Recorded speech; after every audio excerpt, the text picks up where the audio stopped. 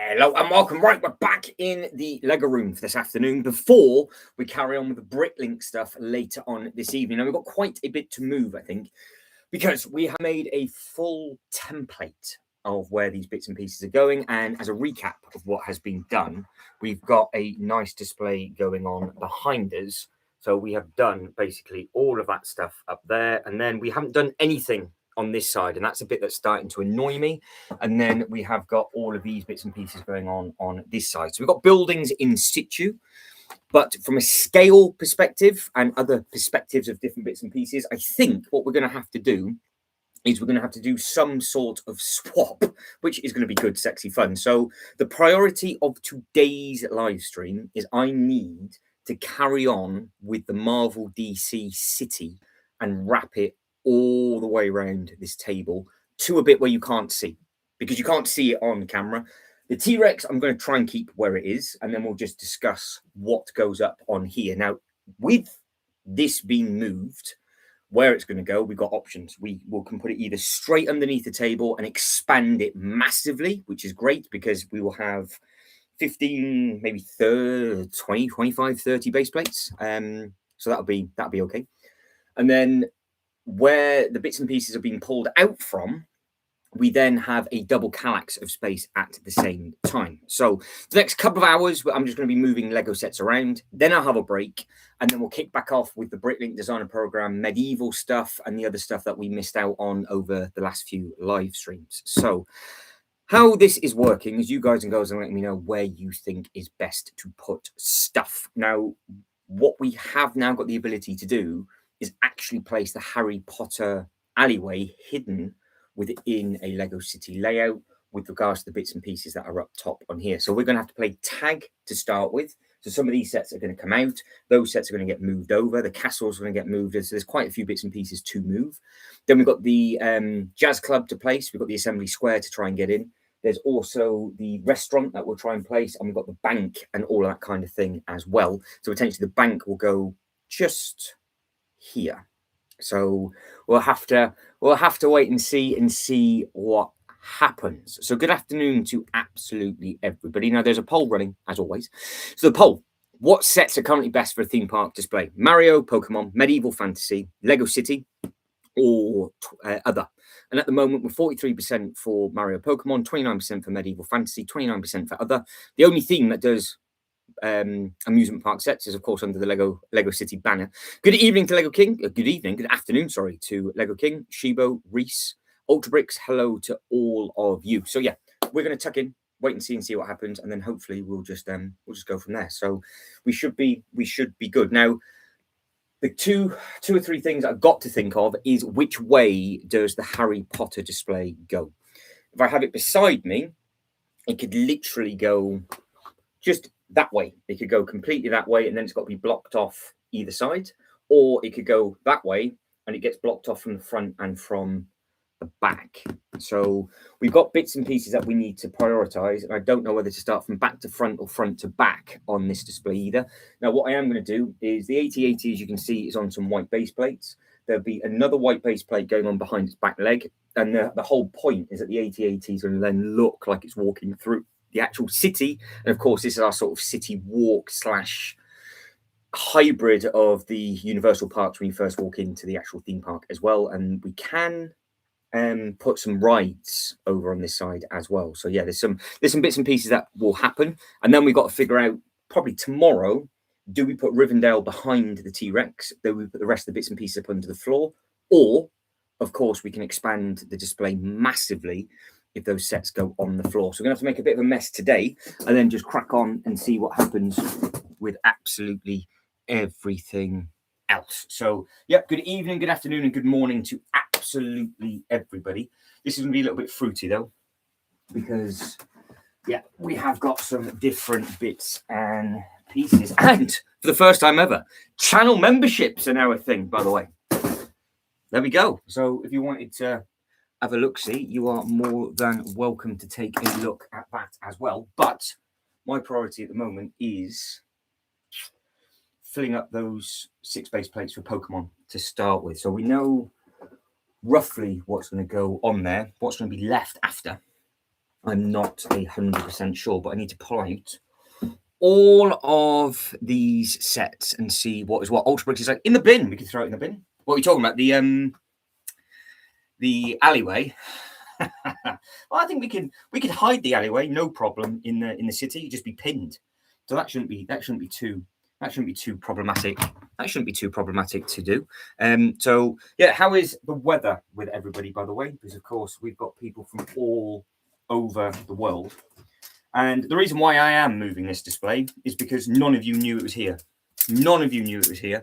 So the fact that you were like, oh, you should all set up a fancy land, and it's literally been here since December. So we will move the Shire and all the other little bits and pieces. I will then swap the base plates over, and then yeah, we'll have a bit of fun with all of these. But yeah, this is the Shire. So we've got to think if this is going to go on the floor, which potentially it will be. Now, of course, if these sets do go underneath the table, I have now made expansion space. I've actually got a table now for an airport, which is 9 base plates in size, which we will be developing over a period of time.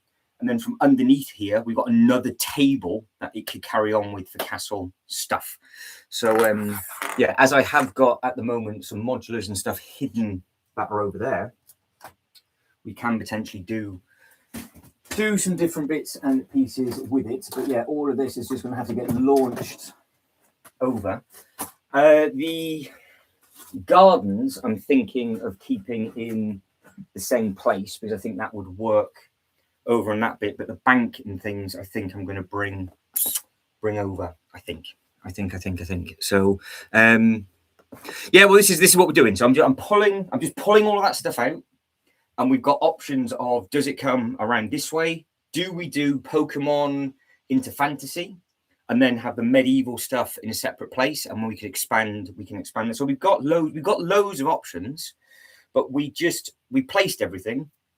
You all forgot about this section, and then the Pokemon land came up towards the end, didn't it? So, but yeah, the Shire can be launched on the floor. The Rivendell can be launched on the floor. We've got stuff that can be launched, but we've also got other bits. So yeah, the focus point for today is just carrying on. He just lost his chin. He's just lost it. Where did that come from? Yeah. So the focus point for today is is just carrying on wrapping the 8080 around the city. I've got to figure out where the best place is to put the Ghostbuster firehouse, and also all the other little bits and pieces like that, and then we can start to get all of this stuff sort of placed better. But yeah, we've got all these little sets out there. Look, these are all gorgeous. So we've got all of these. Yeah, the other T-Rex we haven't touched because I've been too busy moving all of these bits and pieces around, and that's the roof that's just falling off this. So yeah, when you move the stuff as much as what I do, it doesn't stay together long, as you can tell. So it doesn't hold on very well. It's all right because normal people just build something and they'll leave it. Whereas this is probably the 10th time that I'm going to be moving all of these sets. So I'll end up going straight down the hatch, drop it down the loft hatch. Get it gone. I could jump down with it, Sean, to be honest. That would work. But yeah, we've got the tree for that as well. And then we've got the other part of that. And then I can start picking up the base plates, slide the castle out, and we can start to play tag. But we are going to run out of space very, very, very quickly, because this is a big area. So some of these will actually end up going on the floor anyway, because I've made space on the floor. So I thought get the smaller ones over there and then put the bigger ones around, and we'll see what's going on. So because what else have we got over? Actually, if I move you to the other side, you'll actually be able to see what I'm moving then, won't you? So if I put you this side, tell you what, it's bad enough just trying to move all the cables up here. Because literally everything is on top of each other at the moment. So this will be just plonking all the bits and pieces back. But no, that's the view. That's all the stuff from this side.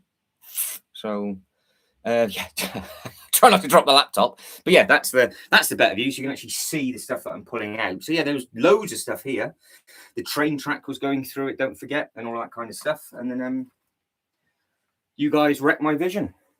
And now we kind of hit a bit of a speed bump, because it does look okay. Like the bit to my left, as you can see, it looks really nice. But you can see the problem I've got, because you've literally got the city going straight into the castle, and it's not an easy divide. So whereas I just get the rest of the modulars coming up on this side and all the other little bits and pieces like that, because what we've got the bank, the Ghostbuster Firehouse, we've got the jazz club, we've got the Assembly Square, which I think is just too gorgeous to be at the back of a Kallax. And then what that will allow me is I have 12 base plates of space for a Kallax.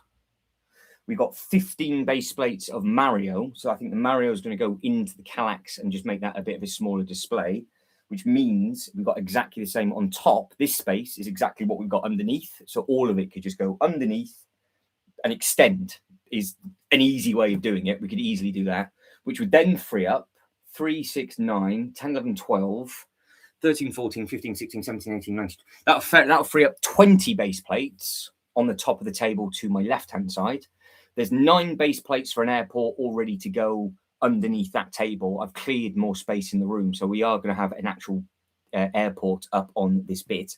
And then we've still got the tabletop for Ninjago on the right-hand side, and then we've got more stuff behind. So yeah, we've got a fair bit of space, but it's just getting the pieces in and seeing what can go where. Now, obviously, the eyeball can't move. The haunted house isn't going to move. The Jurassic Park gates ideally are going to stay in the same place. We've got the Ferris wheel and things to add as well.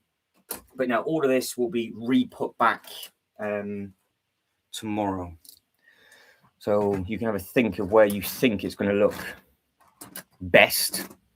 The easiest place is on the floor if we're going to expand it. That's what you've got to think of, because none of you knew it was here anyway. So the fact that I have said a million times that I have done a fantasy land with this beautiful train track. See, I put the train in between, all behind it, all looked neat and tidy, and nobody gave an absolute flying fart, did they? No. Nobody thought about that when we're moving all these bits and pieces. So here we are, doing the bit that we forgot about.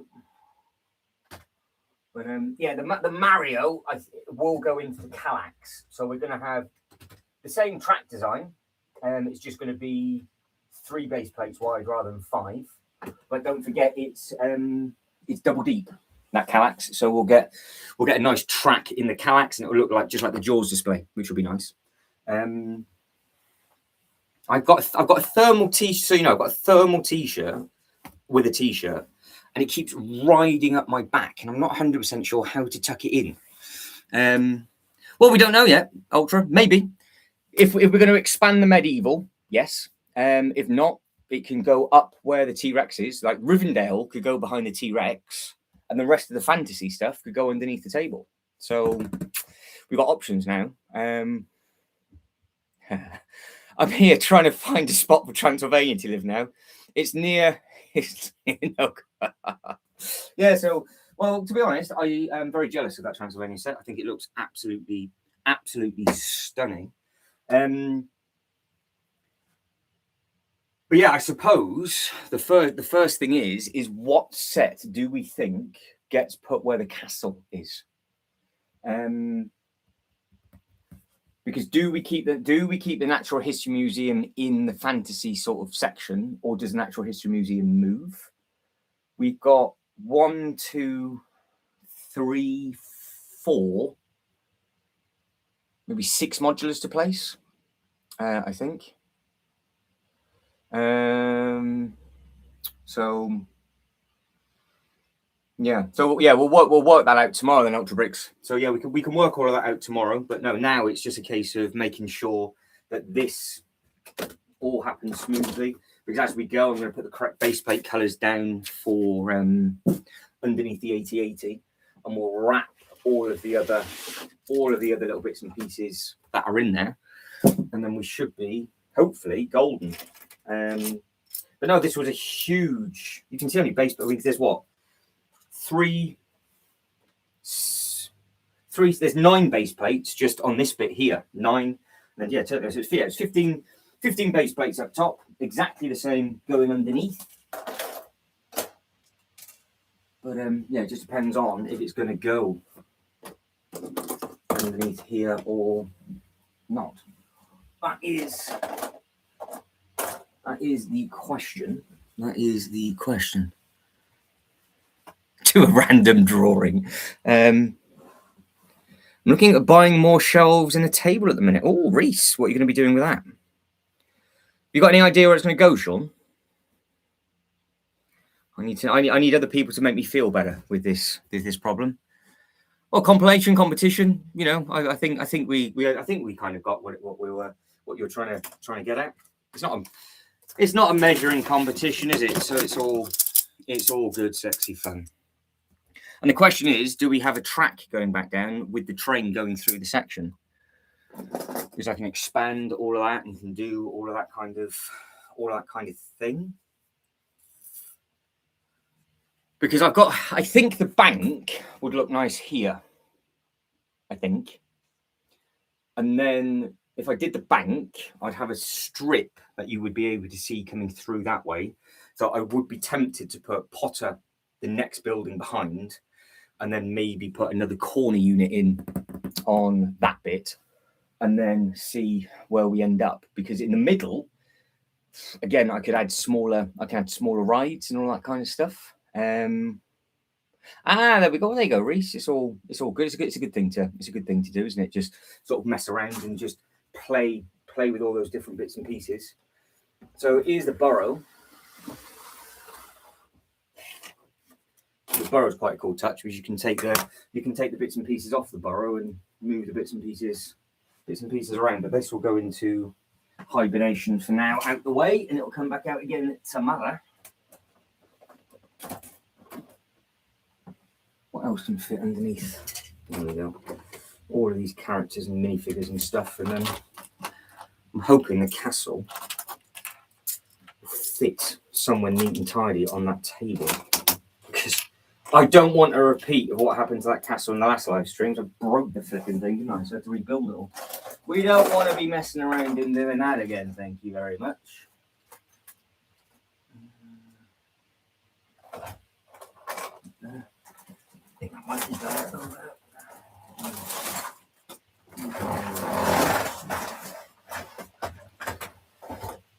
You can go over here.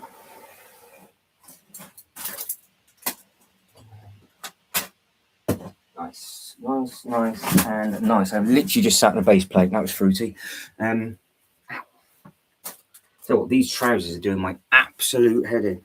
I have to do them up. Absolutely annoying. So what are you going to be putting on them, Reese? What's the plan? And of course, I know there's people building in the background, so I think Ultra Bricks is doing the DeLorean today, aren't you, Ultra Bricks? Sean, I'm assuming you haven't finished your set yet. You're just contemplating life of where that set's actually gonna go. So, yeah, Sean's got an amazing collection of stuff. Amazing collection of stuff which you can't go wrong with at all. Right, we've got 3 sets to go. So that's not too bad. 3 sets to go. No damage as of yet. There's my water. But no, underneath the tables it's massive. There's more space underneath here than there is on top. And it carries on extra that you can't actually see anyway. So there's a fair bit of space, that is for sure. And I think the castle can go. But All right, Rivendell. What do we do? Throw it in the bin? Do we get it gone? Do we just launch it? Throw it away. Do we throw Rivendell in the bin?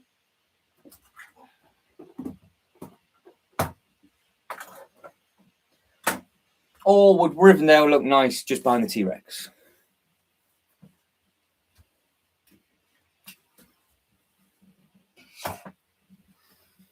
What's it do with? I was like, no.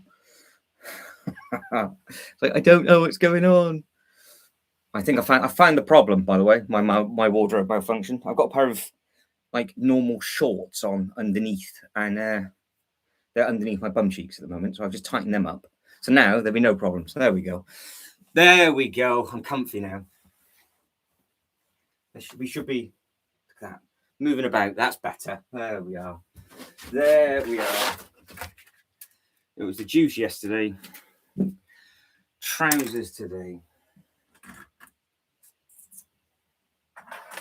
But no, we have got options for. It could go there, look.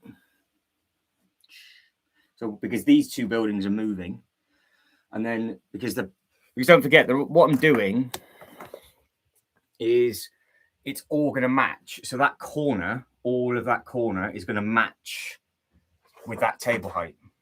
So that's the plan for all of that, because when you're standing way back far, all of this just didn't look right. But yeah, with the AT-AT where it is, and then the buildings go around, because I have added the jazz clubs in there already. So it's the detective's office that I need to add. But you can see how it steps around the foot. It just happens to be perfect. So all the paths connect up. Okay. So yeah, it works. It works out to be all right-ish, he says. All right-ish. So yeah, we can work on placement of stuff, because again, like the Dungeons and Dragons, that could potentially go, because what I do want to try and get is maybe backtrack some of the Mattel Pokemon stuff and have like the little buildings with a path and a little building with a path and do that kind of thing, because I don't know what the smart brick stuff's going to be for the Lego group, because I was hoping that would be that kind of stuff, and I'm not too sure if that's what they're going to do. So I need to keep that in mind for. There we go. So that's the middle shaft of that. It's a big old thing. I know. Yeah, right up there, Sean. I had to pop them. Just had to pop them out. No, I got shorts on underneath, and they're not very comfy. But they are now. The elastic's obviously gone on them. Ow. Yeah, I was posing to myself in the mirror, Sean. That's what it was.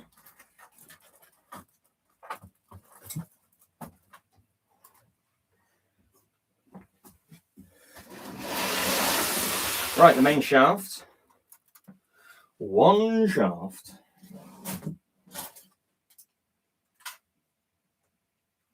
There we go. Well, this is good because this is swallowing all of this, which is nice.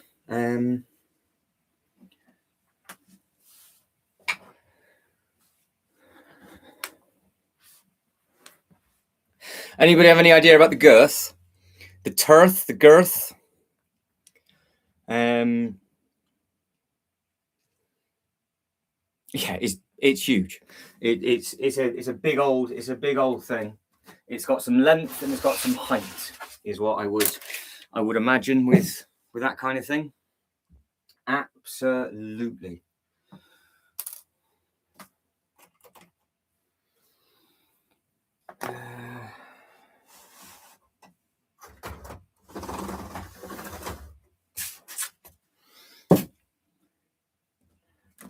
Should, he says, just need to move some bits and pieces around, but we should have enough space, hopefully. But yeah, it's going to be a chunky monkey, that's for sure. So, but yeah, I would have said the same thing.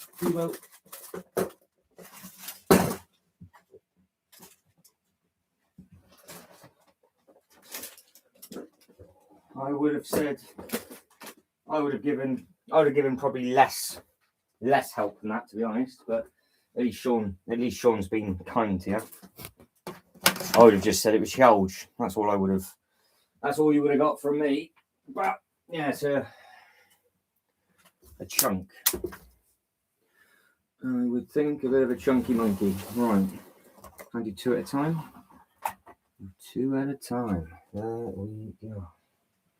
There we go.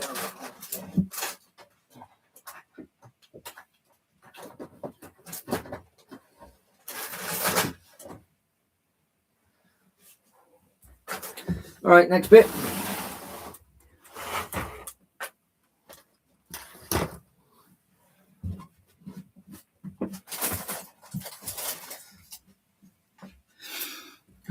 Trying to figure out how on earth I'll be able to. Yeah, it's massive, isn't it? It's just a big old thing. Right, that's the space we've got. Da-da. Grey, I guess, is what we're going to be going down with and for. We're just going to continue with these grey base plates where we can. We will have to take some of the tiling off. Some of them, because of course I've been pushing my luck with them. I don't know if we could utilize a different color for maybe like a park type area or something. I'm not too sure. I'm sure we can figure something out. But yeah, what I'm thinking here, these are the biscuits from last weekend, by the way. I've still got 3 left, so we're not doing too bad. Yeah, so with this corner, I don't know whether to put the bank potter hidden, which you're going to see from the other side, so it'll be like a bit of a hidden display, or potter goes here and it goes that way, and then we wrap around it. So again, because it could go bank, potter, Ghostbuster Firehouse, and the Ghostbuster Firehouse is also facing forward. That was my potential thought process to start this, and then I wasn't 100% sure where I was going to go from there, because that's the bank, which, let's be honest, doesn't look too bad at all. But if it went that way, I would need another building here, just because it's all, actually, no, to be fair, it doesn't really matter.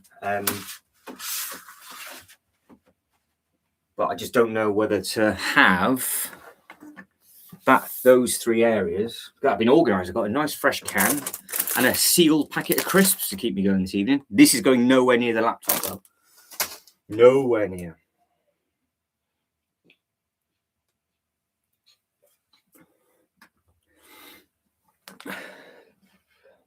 Yeah, so fingers crossed, Chibo, you'll be able to figure it out. And yeah, once you figured it out, you can buy it first.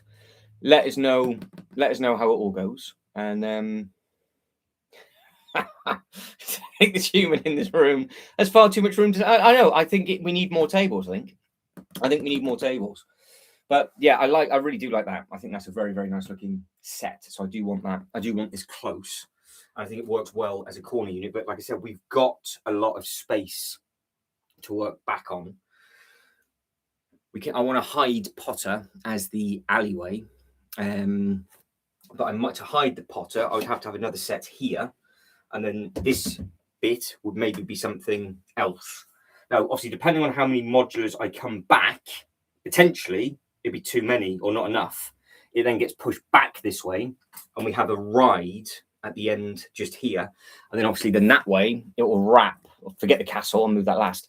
It will wrap with all of the other Marvel DC bits and pieces as it goes around. So I think for the whole room with tables, minus a gap for the attic door and 2 other squares for you to pop up on your knees. Well, this table is that. That is that.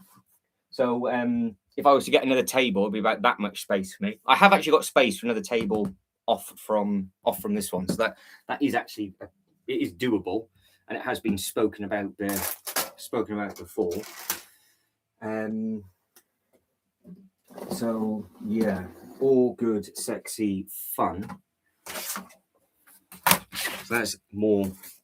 That's so 6 base plates of newness on this bit. Let me get you over just to there. There we go. Right, Potter. Potter.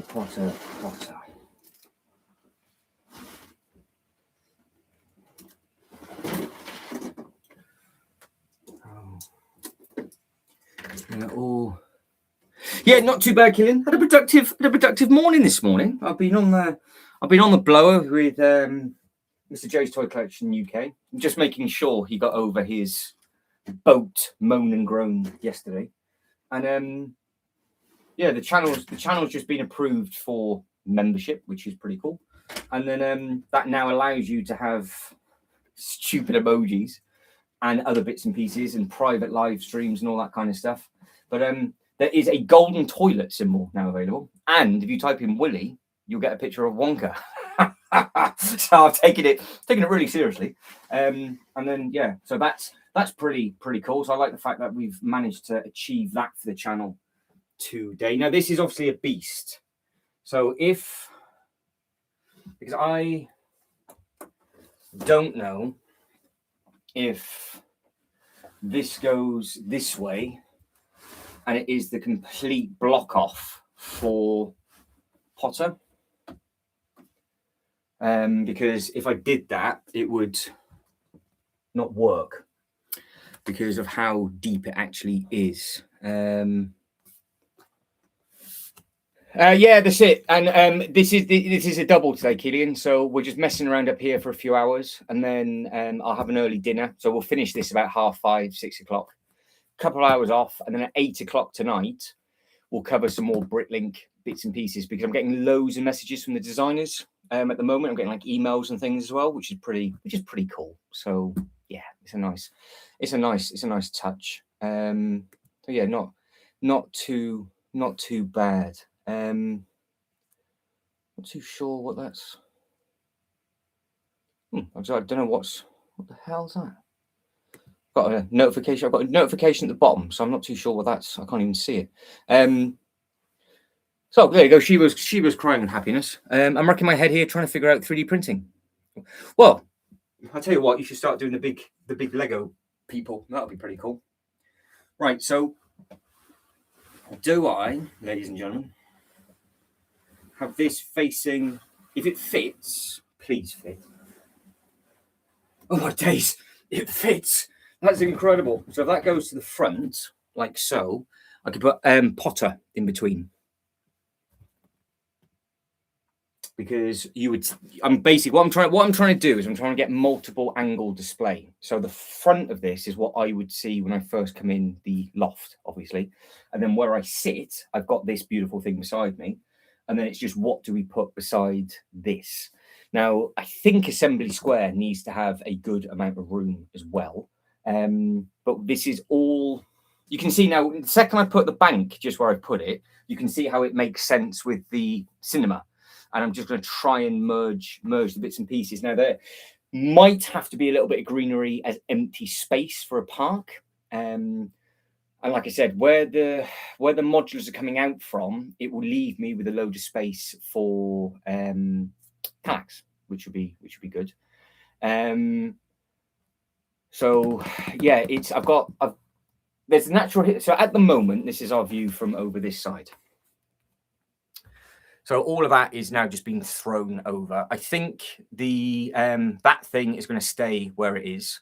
We've got the option of potentially moving the dinosaur and having the dinosaur right in the middle as a divide. So the dinosaur could actually fit in this display if we think it was worth doing. Because what I would have to go 2 base plates deep to hide the alleyway, but then you would walk through Harry Potter and then get to the middle, which would be this T-Rex, if the T-Rex fits that way. Because So the plan is, Shivo, is what I'm trying to do is I'm going to grab you because obviously we moved all these bits and pieces and created this amazing backdrop because that's what you see, isn't it? You see that amazing backdrop there, but it was when we then moved all the other little bits and pieces around, it just didn't match. Whereas obviously this huge level will just now all be modulars, which visually would look better. It'd be so much easier for me to put the paths and everything in.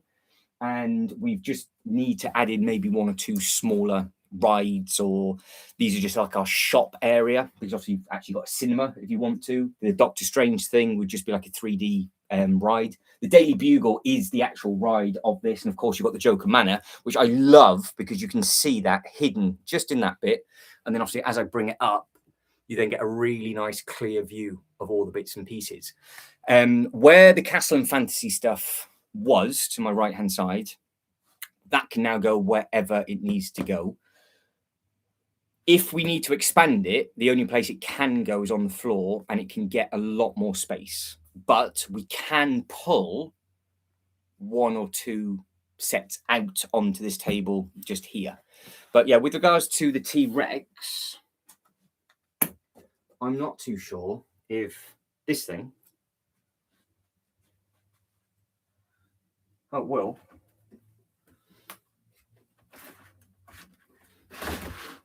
Yeah, it will. I don't know if it just goes there, side on. And then we have building in between and it carries through.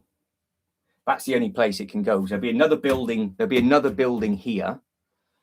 But if it all depends if we're putting the T-Rex in the middle as like a theme park attraction, or the T-Rex stays on the other side. And if the T-Rex stays on the other side, it will be part of the Jurassic Park Pokemon type things. At the moment, it makes sense being over the other side because you've got the Jurassic Park gates. So I need your food for thought, really. Food for thought. I need your advice on that because we're going to get to this section shortly. But that can just stay over here for now. I think I'm going to put the restaurant just there, I think. Well, that's how it started, and then it snowballed, Killian, because it's now snowballed into people wanted a space section, and it wasn't big enough, then the Star Wars stuff, and it's all chopped and changed. So just bringing the buildings up, the T-Rex can stay. The T-Rex could quite easily stay with the Natural History Museum in front. It could actually just be pushed over. So that's not a problem because we've got the Natural History Museum just behind it. So the T-Rex could go over there in front of that gap. The History Museum just moves, it just literally History Museum stays where it is, and then everything else just wraps around it. So that would just be the bit in the front. So if we think the History Museum works well with that, then yeah, we could just keep it. We could just keep it the same. Now, this bit to my right, do we have the assembly square?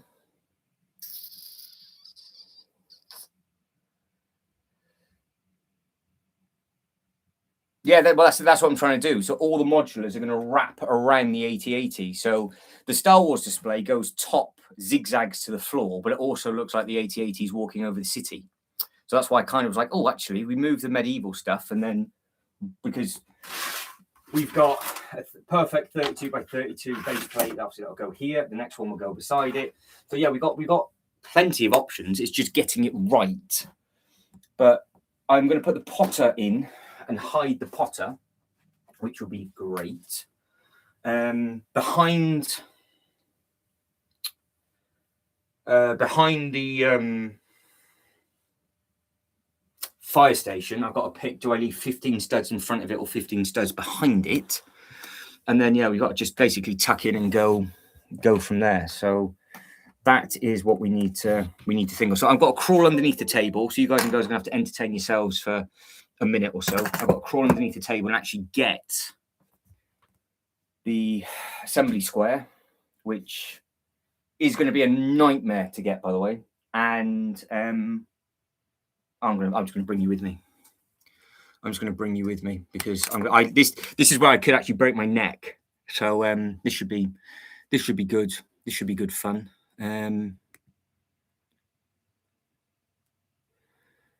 not too sure So with regards to the poll, thank you very much indeed, Dave, for taking part, and thank you for the votes as well. So the likes. So Mario Pokemon 30%, Medieval Fantasy 30%, Lego Cities up to 10%. Atha for something else. So we've got all this stuff over on this side. Stuff everywhere. Stuff everywhere. Should even charge these up with some clever look, see? So over on this side, just down here,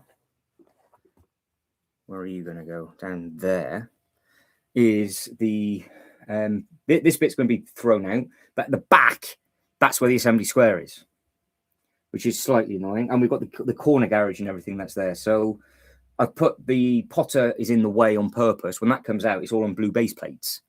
So it looks okay, but I need to grab all of that now and then get it out the way. And then at the same time, not fall down the loft ladders. Because if I fall down the loft ladders, well, you know, oh, hang on. You know how it all works. You can claim the bits. Now, what I need to do is I definitely need to make sure that you're on a flat surface because that chair is actually dangling. So hang on. Let me just get you straight because I do not want this laptop. Right. You got your own seat. That's sweet. You got your own seat to sit on. Da-da. There. So what we're doing is we're creating a load of space for in here. So Jaws displays up at the top because this looks tidy up the top. So all the base plates and everything are down. You've got the Harbour Master. You've got the other Lego Ideas set. Underneath here, it will be 3, 6, 7.5 base plates in total of space. So this is where the Mario is going to go. So if we condense Mario down into here, fingers crossed the Bowser fits, mind, it gives us 15 base plates minimum for another display over the other side. Right. So we will pull all of these out. This is what I do. Look, every time we move stuff, I've got to do this.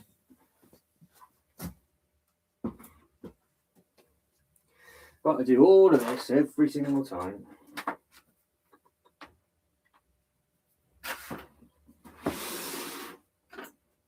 One.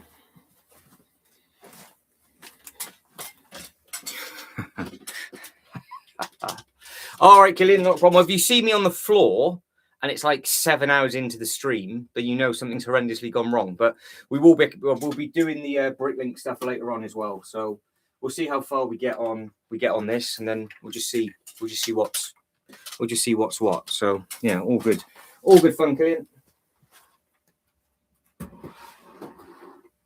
2. This could go badly wrong. All right, so I need the assembly square that's at the very, very back. I've got to figure out the best way of getting that. And these are the little bits and pieces because the top was done and the bottom became a dumping zone for these. So the fact that we've got these back now is great.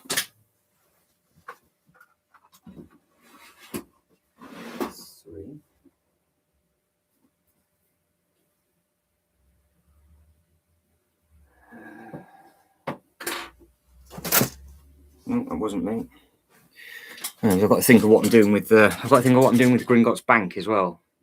Yeah, the assembly square needs to be on show. This display is amazing. Obviously, it's just something that I can see. I really like this display, but the back will all get sorted out. Might be able to put one of the 16 by 32 houses behind the Ghostbuster house, but no, the assembly square that needs showing. But yeah, I made this little display up here a little while back, as you can see, and that's all the sort of Jaws bit. So that's done there or thereabouts. You've got the Jaws boat. It's just waiting for the end of this year's Bricklink Designer program, and I was going to put that across the back. But now there'll just be empty space at the back, which is fine. And then it's full base plate and a half twice. which we'll have space for later on. So yeah, we'll just have to wait and see. Just have to wait and see. But I do need to get these out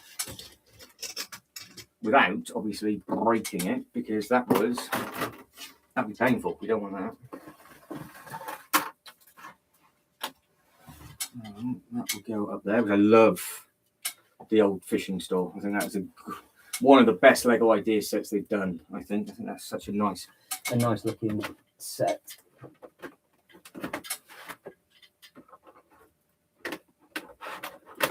There we go. So yeah, we've got a townhouse that we could potentially use for whatever, and if we don't need it, then obviously it can be put back into hibernation, which is fine. So that's not the end of the world.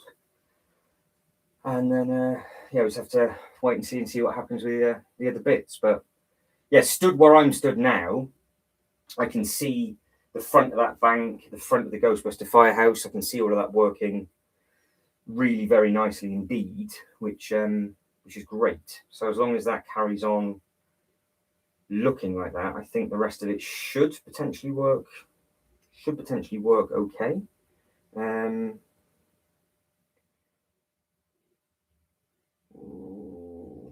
Oh, we've just got a Snoopy set just been released from Lego Ideas, apparently. So we'll be checking that out in a short while. So there might be new breaking Lego news while we're on the stream. But right, yeah. So where am I? I'm stood here. So that's the angle from that side. So that's what I can see from this side, and then you've got the bit in the middle just there, which I think that will work okay. And then obviously we'll have the rest of the buildings wrapping around it. So I think that should be all right. But I do need to get obviously these sets out and done. Otherwise it's not going to work very well at all, is it? So we should be okay. Obviously what I don't want to do is kick the light down.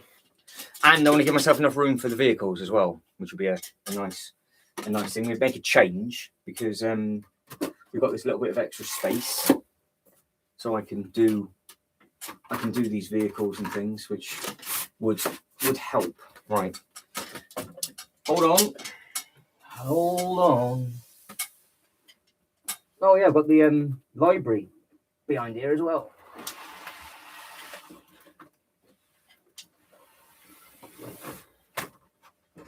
The Assembly Square.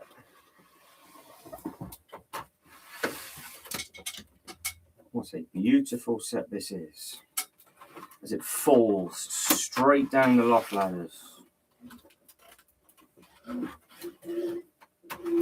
That was a joke of mine, but it's absolutely stuck on. Oh, I'm stuck on the roof. I couldn't get the thing off. Right now, I'm not lying. I'm actually stuck, to be honest. So I can't hold this like a pizza because. Oh my god. Yeah. I don't know if I need to say any last words or just hope the best. Ooh. I'm now completely hands-free. Big step. Oh, there it is. There it is. Righty. Okay. Good. Right. We did a thing. We've done it well. We've done a bit. So we'll just put these in first, and then we'll see what's going on with the rest. I just need to make some space for you again to put you on the table, because obviously I do not want to damage the laptop, do I? Because that would just be stupid. So I think you're facing the right way-ish, and I can move you over as we progress. So right, I'm coming through. Where's the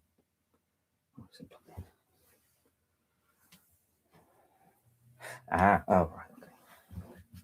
Right. So, options we have got. is we can put that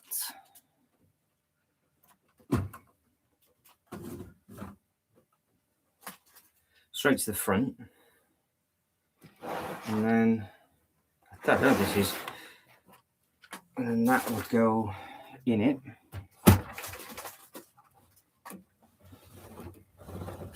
Like, I have to start there. If I wanted a hidden display, it would be like that, and then would have,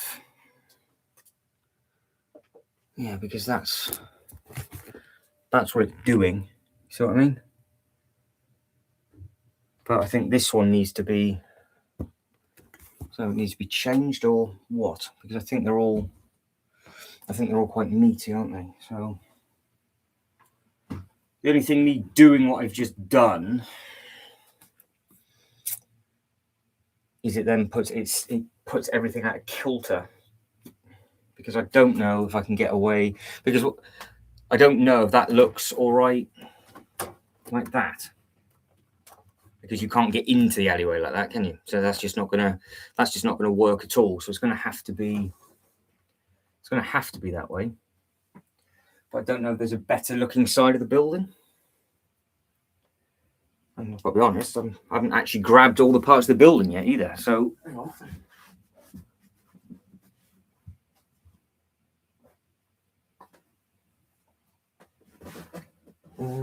Where are we?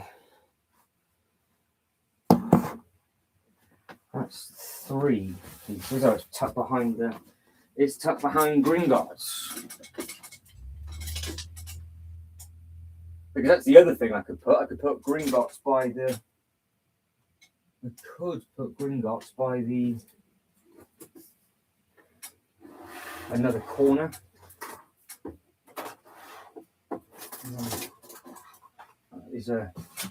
That is an option. Here's the other set on the way. There it is, like so. So has anybody got any other ideas of what I can do with this alleyway, or does that look all right? Because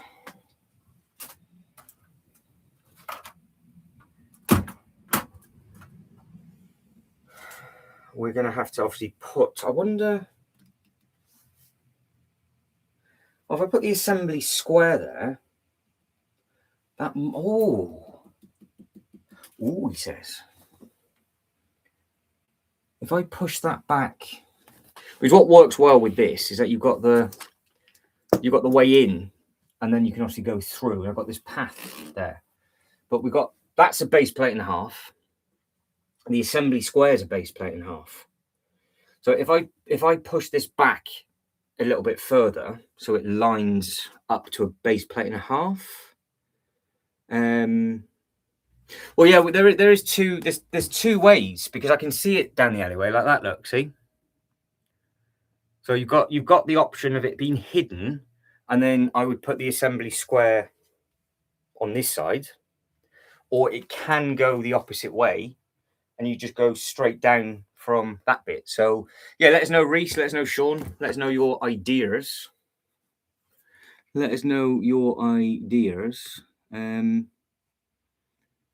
Yeah. So yeah, let us know. But yeah, I'm going to plonk the assembly square in, just to see what it looks like hidden,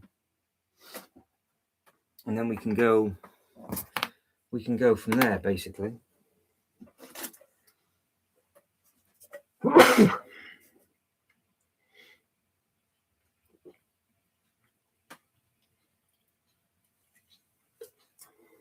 We've got a forward facing display, and then we'd have a side on display with the assembly square just there. So that assembly square went right beside the bank. It completely blocks the alleyway in. See what I mean? Which is what I want. So we've got a street that's just on that bit. you've got the Ghostbuster Firehouse that you can see from the side, but it's not important because obviously when I come into the Lego room, you're going to see that. And then you can see down the alleyway from the front. And if I want to, I can make that alleyway wider, because if I want to make the alleyway wider, I can just bring this over. Well, this is the next question, Chibo. This is the next question, because we've got that overhang, we will need to put something, I think it's going to be, is just under 32 stud. So what I could do is have the two townhouses side by side to the back of the Ghostbuster Firehouse, and it's just used as fascia and staff rooms, because that would potentially work. So I've got this. I can move you back over now, can't I? So there. So there we go. So with regards to this, because we've got 32 studs wide, we can step that like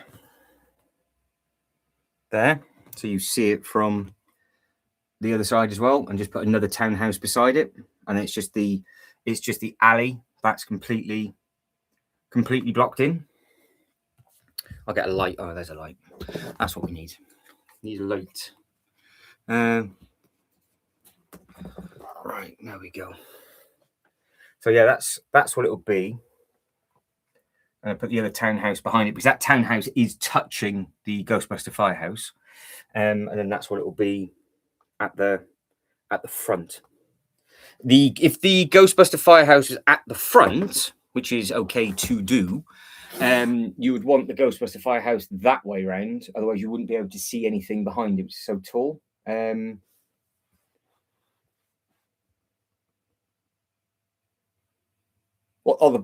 bank.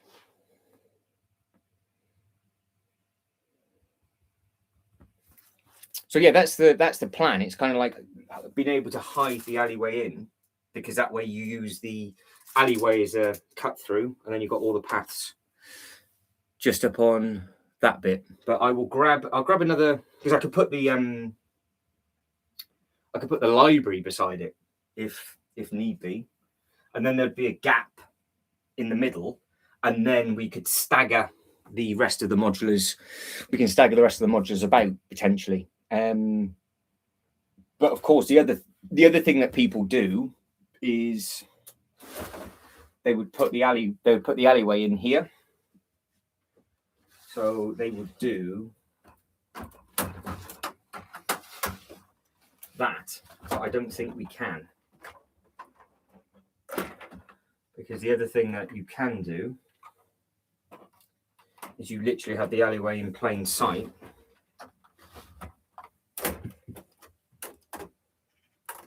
Like so. Obviously I'm just throwing it all in, and then you have the alleyway facing the other way, so then the alleyway would go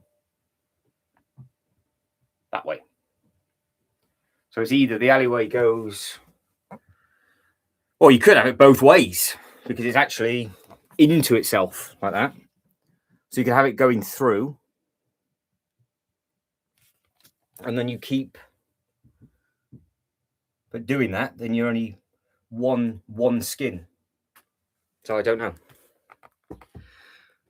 But let us know what you mean, Reese, and I can swap it. I can swap it over. So I'll just grab another set. We'll get these. We'll get these all. We'll get these all in. Obviously, you've got all the restaurants and all that kind of stuff to add in. Oh yeah, there's plenty of fiddling and fondling and moving about and all that kind of stuff, which is fun.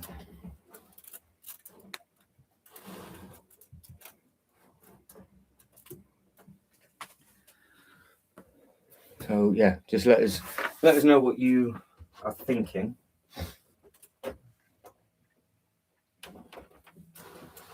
we're now a base plate and a half at the 2.5, sorry, at the front, and we're 2.5 at the back. So we have actually, the good thing is that the front and back are mirrored because the Ghostbuster Firehouse is the same length as this. So it does mean that we can carry on easier with a type of display potentially. But yeah, we've got Gringotts Bank. We've got the Owl's Pool office. We've got the restaurant. So,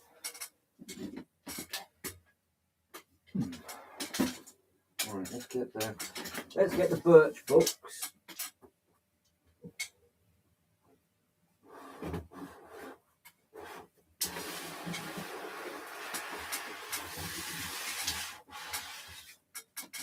We've got birch books on the way.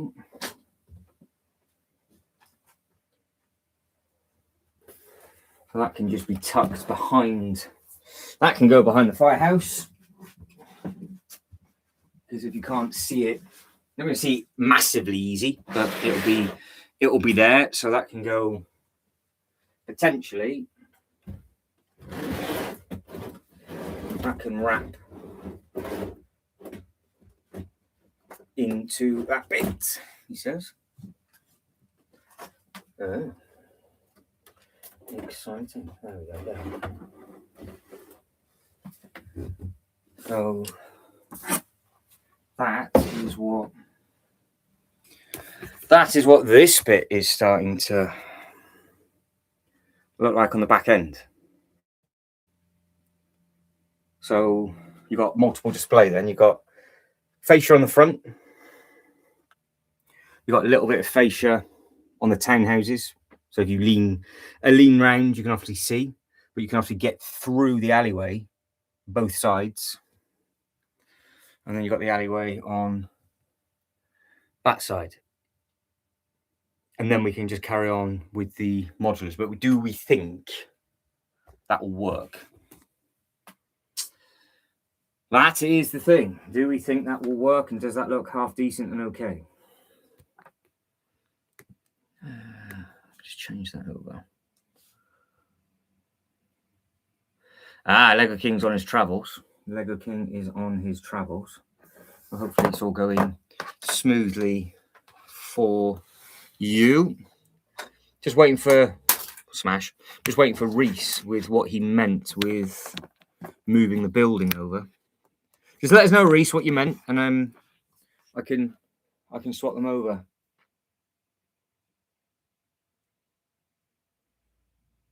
Yeah, that's it. Yeah, because we've got an area that we can do in the middle, but potentially I could put a ride at the back. We could put the small Ferris wheel there just to split it up ever so slightly, because it's really, what do we put against the blue? Oh, I meant swapping the bank in Assembly Square. So you see, oh, okay. Yeah, if you did that though, Reese, you would see the side of the Assembly Square, wouldn't you? So because this is a corner unit, I think you would be better off with the bank first, because that's what you would see.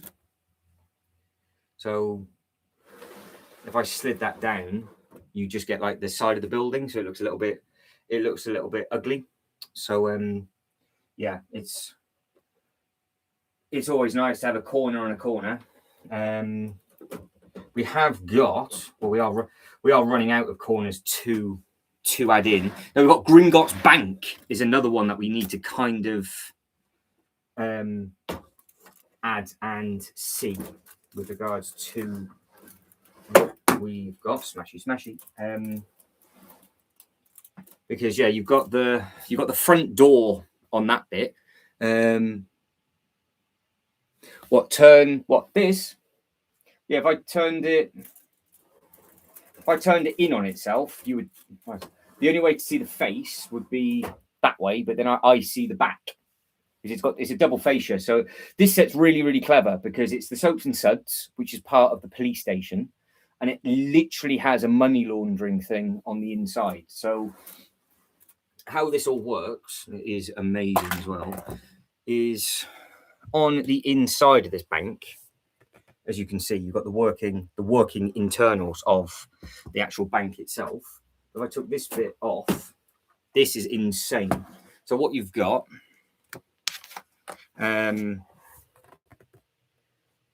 so in here, you've got the vault. They come in through the vault, they steal the money, and they literally come through the washing machines, which is that bit just in that little room, and then they walk out the front door. So yeah, it's a cool little thing. Oh no, I see what you mean. No, it wouldn't work, Reese, because you would still have the same problem. So no, I think we have to have a corner on that corner. So that has to go there. And then yeah, we've got the alleyway in the middle. So this could be the busy section, and then obviously we can then make all the gaps up as it carries on. We kind of got to meet in the middle. So no, this is the problem. So depending on how this goes, I might be like, oh, I actually want the shopping street and I want the other bits, because it's put me off because I've never had anywhere to display them. So this is the other thing, because I've just had these hidden in the Kallaxes, and because where they're hidden in the Kallaxes, you don't make a display with them, and you know, it's sort of just one of those. Whereas this now, because we have got a few more to add. Obviously, the castle's huge. We'll leave, because we're going to against the back wall of the blue, we'll have something facing forward. So you can see straight away how that's starting to wrap around me, and that's exactly what I was hoping for.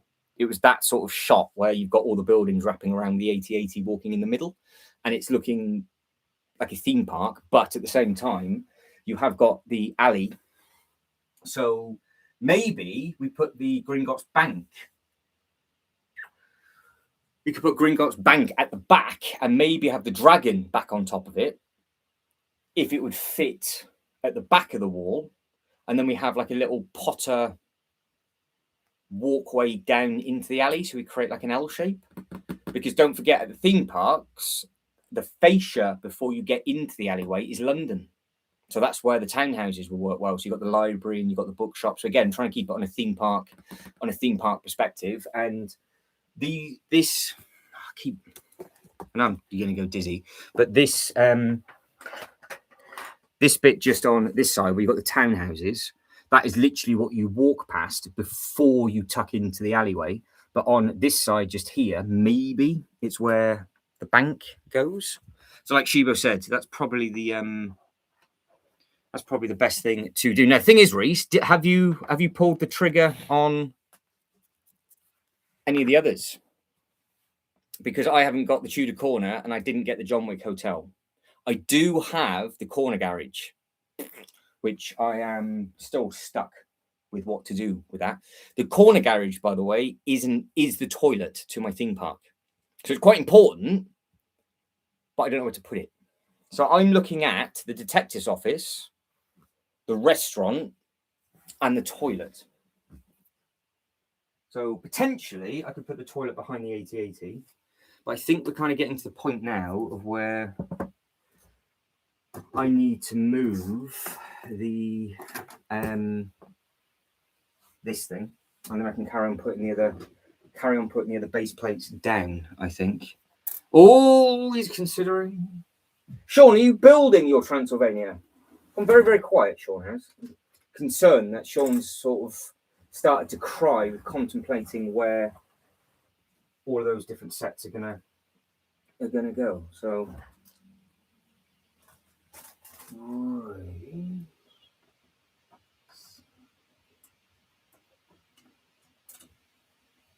okay, all right.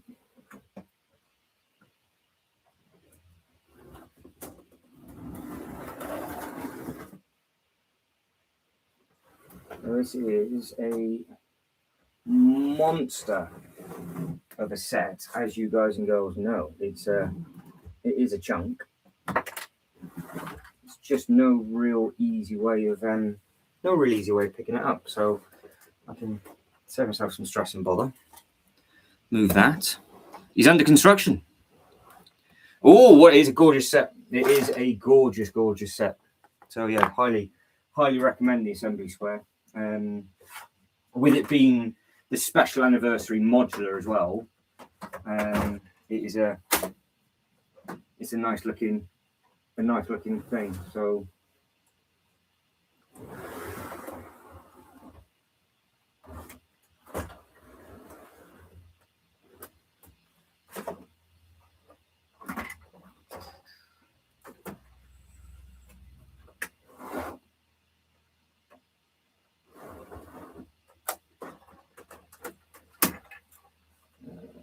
I'm gonna run out of space.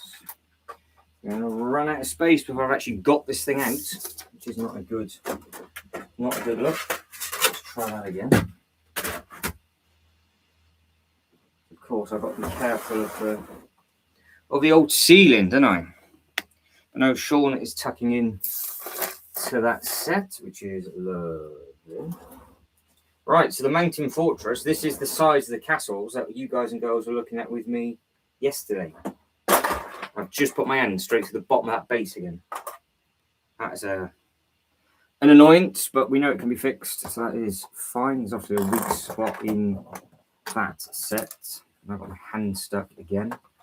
So yeah, some of the sets you can't really move. And that is clearly one of them. But never mind. Right, let's carry on with these. So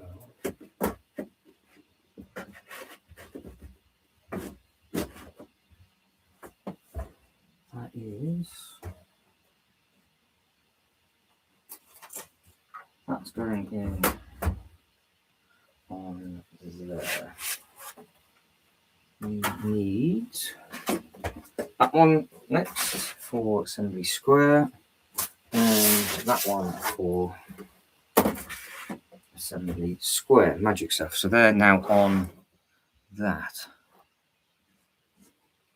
Jay is spending money already. So I've got the alley is hidden. It is in and done. So we've made its own Potter thing. Yeah, that set. It's just a shame that the designer didn't do one for Series 10 because it's such a good design.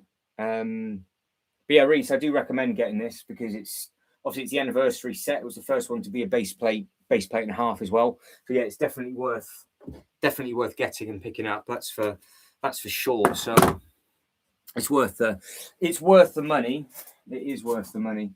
I've got to make the decision now of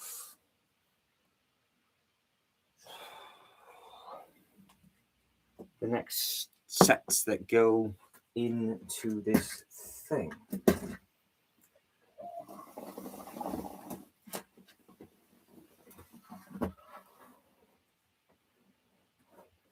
Because that is a potential option, by the way. So the T-Rex stays just there. And the tail is over the bit. And then we've got the Natural History Museum still stays where it is. So we've got that corner. So that is an option. We can keep the T-Rex just on that bit. I don't have any Wild West sets, Ultra Bricks, I'm afraid. I don't have any of them.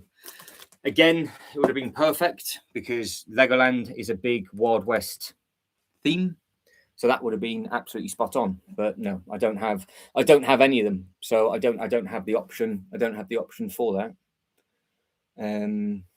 Which is a bit of a shame. So, but I'm looking at least another 6 base plates of space, I think. So which is nice and exciting. But yeah, I just don't have any. So if I did, I would have given a load of space to that. A load of space to the Wild West. More so probably the medieval of the Wild West, I think, because I think I prefer out of medieval, pirates and Western at the Lego park, I associate Legoland with the castle because the castle's there at every single part around the world, whereas it's not necessarily there for Wild West and Pirate. So yeah, it's just a little bit different. But no, we can keep, because if we keep the T-Rex as it is, we can keep the Jurassic Park gates where it is, so they don't need to be rehomed. Or obviously we keep the big T-Rex close to that, and it's not too much of a problem. So yeah, there's lots and lots and lots of options. So again, this thing is absolutely stunning. I mean, look at the detail. This is naughty that it wraps all the way around, all the way to the front. Really very, very nice looking. Very, very nice looking set. And yeah, we've now got options with... I'm actually spoiled. For the first time, I am spoiled with creating this sort of diorama-esque way, because what we have here is, do I have it facing that way so you can see it absolutely no problem on the way in, and then the next set is facing this way, so we basically create a walkway in to Potter straight down the middle. Obviously it wouldn't be that much of a gap, but if it is that much of a gap, then it's equal between, and it's got a load of breathing space, and then that could be used for whatever. But again, there's the alleyway for Potter going straight down the middle one way and then straight down the middle the other, and then it's completely hidden, and then you see it coming up top. You've got the townhouses that wrap in as that L shape, which is probably easier if I showed you that way. So yeah, I don't know, because if I did that and the next set came in and we left a gap in the middle to get to the back, and then we had them wrapping around the leg, we've got options now to make the shapes a little bit more funky, like we have done with these. Because I suppose actually we could put the corner unit for Potter next. Jake's just found a new home for the Krill house. Amazing. The question is, when are you going to commit to opening it? Because I've learned this with Jay very, very quickly. He has a problem of actually making space for sets he's not even ordered, and before he's even built the sets or ordered them, he changes the display again. So if he's made space for the Krill house, what he needs to do is build it next, so that space doesn't go. Yeah, we're saying that. I've got the little Ferris wheel, so I want to put like a little Ferris wheel around this around this way. But actually thinking about it, the actual the bank from Universal is the ride, because that's what you get in. So you actually get in. It is literally like for the corner unit, and then the ride's underneath. So I could get away with just putting the bank beside the restaurant. You walk down the alleyway to the bank, which is exactly how it is in the theme park, and then you're in it. And then maybe something a little bit smaller, like a Ferris wheel or something, around from the 8080. But no, for the Harry Potter, it is actually the bank that you get on, because you go all the way down Diagon Alley. It looks incredible. And then in the middle, you've got the big dragon with the flame, and you go straight in through the front door. There's your queue line. So what you've got in your set, Jay, is the actual queue line. And then where you got the open back, you then get your photo taken, and then you go down the slope and in. Oh, Kiara's on the build. The cheeky monkey. He doesn't know Lego King, but he's not going to build it. He's going to get his Doris to build it. So Valentine's Day gift to his loved one is going to be a penetrating of bricks for that. And yeah, that is the case. What do you think of my golden toilet, by the way, Jay? Did you like my image of the golden toilet? I thought of you for that. Right, bank. The bank. Yeah, because if I kept that on that side, because the other thing is the History Museum just goes against the back blue wall, or it tucks in. Or the shop, I tell you what, the shopping street might look quite nice there. Shiva, would the shopping street work pinned behind? If the shopping street was pinned against the blue wall and... no, I don't think it'll fit, Jay. I don't think it'll fit. The only place that they would go would be in there, because there's a little bit of space around the front. But all of this, it's like a city walk going around, because now I've now actually got the alleyway in properly. You can go straight down the alleyway. I'll get the Gringotts Bank. I'm going to put the dragon on top and see if it's not too overpowering. But even if I do put the overpowering, I think it would work, because you'll still see the front of that restaurant. And then it's just putting something big-ish behind it. And I've used the townhouses by mistake behind the Ghostbuster Firehouse, which is the secret entrance into the alleyway at Universal. So it's literally like it would be at Universal. Right, I'll grab it. Let's grab it.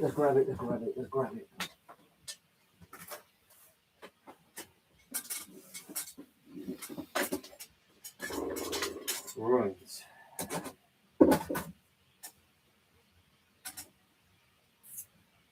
Okay.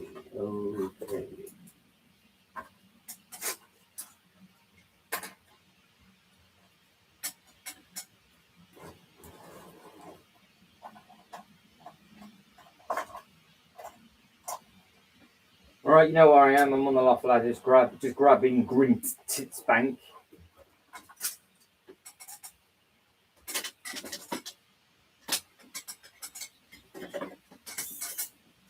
Oh. Yeah, it looks quite nice today, actually. It looks busy, but it looks quite nice with that alleyway hidden, because and I can start to space the rest of them out. It's just getting this thing in and see what it looks like. That is the 37th time I've climbed under this table. Oh, Jay's a fan of the golden toilet. There we go. That's right then. I was quite happy with that image.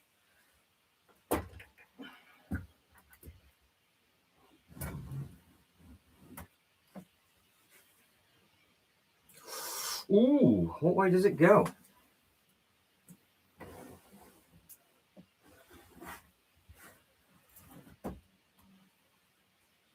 Oh, I can actually use the back of that set to my advantage, because it just looks like you're going into the land of Potter, completely by mistake. So from that way, you've got the alleyway to the bank, which you can see, and you've got the restaurant just beside it. So from damn, where's that light gone? There. So from blinds, that side, that's the view you get. Obviously, I push it in because there's far too much space there, because that's where the alleyway is. So you've got that nice alleyway. But then from this side, I can actually use that to my advantage, because that's the way in. So that's the completely separate land. It's literally Potter now is hidden, which that works pretty well. I can obviously bring it in. I don't think I need that amount of space. But now it's just a case of what goes in the corner, because obviously this is quite tall. So we're going to need to put something almost to the roof in that back corner. And then behind the 8080s legs, we'll need something else. Yeah, I've got these little lights here. So they work okay. They do work okay. Oh, what can I put in the back? Because will the dragon fit on there? Will the dragon fit on there? That is the question. Have I got any? Just going through my selection of base plates, because I've got quite a few of them. Have I got any more greys with nothing on it? So can't be bothered to start taking all those tiles off yet. I think I have. I think.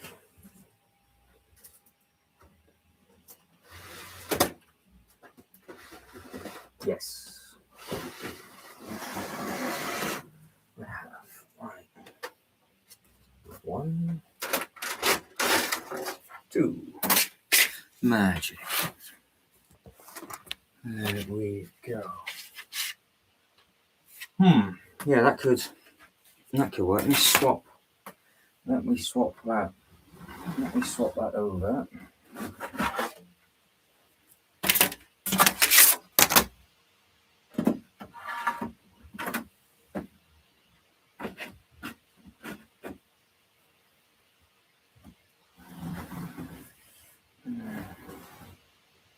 Yeah, I've got quite a few different ways to display that.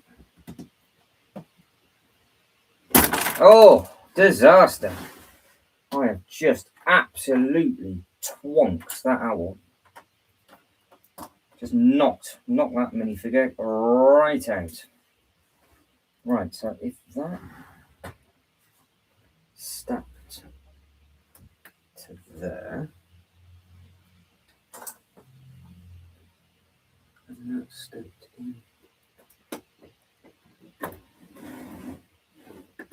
to there, that is not too bad if the dragon will fit. Yeah, see, that's what I'm trying to do. I'm trying to do the same thing all the way around. So how you got the Doctor Strange going into the Joker Manor, it all sort of wraps in and it goes through on that way.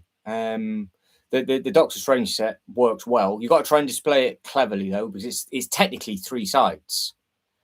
It's technically 3 sides because you've got and I can see all 3. You've got the front door, and then it's a corner unit on this side, but the actual back side, in fact, it's 4 sides because this is it's one of the first sets where you've got the minifigures on the arse end of it as well. DJI, how are we? So yeah, you've got the nice bits and pieces with that. But yeah, now coming around here, look, you can see where the 8080 is. If I slowly start coming around, that I'm trying to create that sort of bit where you've got like another angle, and then you've got that bit at the top. So this will be the bit with Potter going in, and then because I can if I wanted to put another modular here, and it would, obviously you wouldn't see this bit, or I could just leave this bit open and maybe have all the minifigures and things around it, or just put something smaller, because there's no harm with me blocking this bit off if required, because you would actually get to the front, because obviously it's a theme park, so I've got to try and connect all the bits and pieces up. So you can walk straight down the alleyway now. You can see that bit at the end. But then because you've got an actual functional archway, the archway would then go behind the next modular, and it would take you into that far corner. But yeah, that little bit just here, I think works quite well as a little bit of a display in there. So I think that looks quite smart. I can see the restaurant absolutely no problem just on that bit as well. So yeah, because for me, it's quite difficult because I don't want the laptop to hit the wall. But I've got a perfect view down that side, and from the other side of the table, I've got a perfect view straight down the middle. So I've given myself 3 different diorama displays, which I think works out to be all right. The question is now, though, also I'm going to get the dragon on top and see what it looks like. What do I put behind? Because it's just a mix-up of stuff. What do I actually put behind the bank? Because a bank is a chunky thing. That bank. It is it's a big beast. But we have still got like a base plate and a half, 2 maybe of stuff. So what can we do? Oh yeah, we've got an easy base plate. I could just hit that TT. I just hit the 8080 again. So yeah, we've got just under 2 base plates to the blue wall. So we have got nearly 6 studs. I've just broke its cheek Oh. Oh, I hate this set with a passion. Hate this set with a passion. There. So that's going to be a 50,000 piece pickup. That is a broken ear. And that is the ear that I put on because people were bloody moaning that they didn't like to see the side of it. Nothing stays on. So that can just go in a bin liner. There we go. That's how that's going to work. Because those pieces have just hit the floor, they bounced, then they've gone into the medieval stuff that I put down on the floor. So that is not going to be repaired for a long time. So there we go. We've now got an earless 8080. Yeah, so it's just seeing what seeing what I can put there that I can actually see. That's the thing. I'm not 100% sure.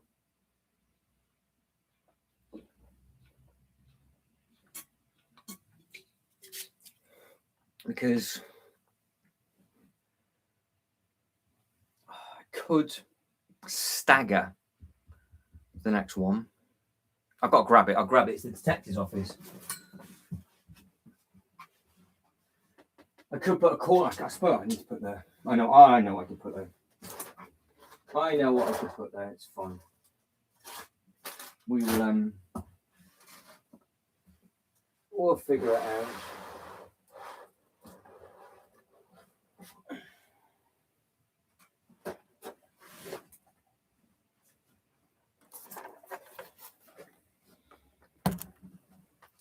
So that is one thing that can go. I think what I can do is I can put the corner garage in the actual corner, and we've got a toilet tucked away in the corner, which would make sense. And then that would leave a smaller gap, like Chibo says, for smaller bits and pieces.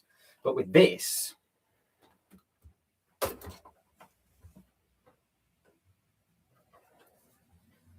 it is a case of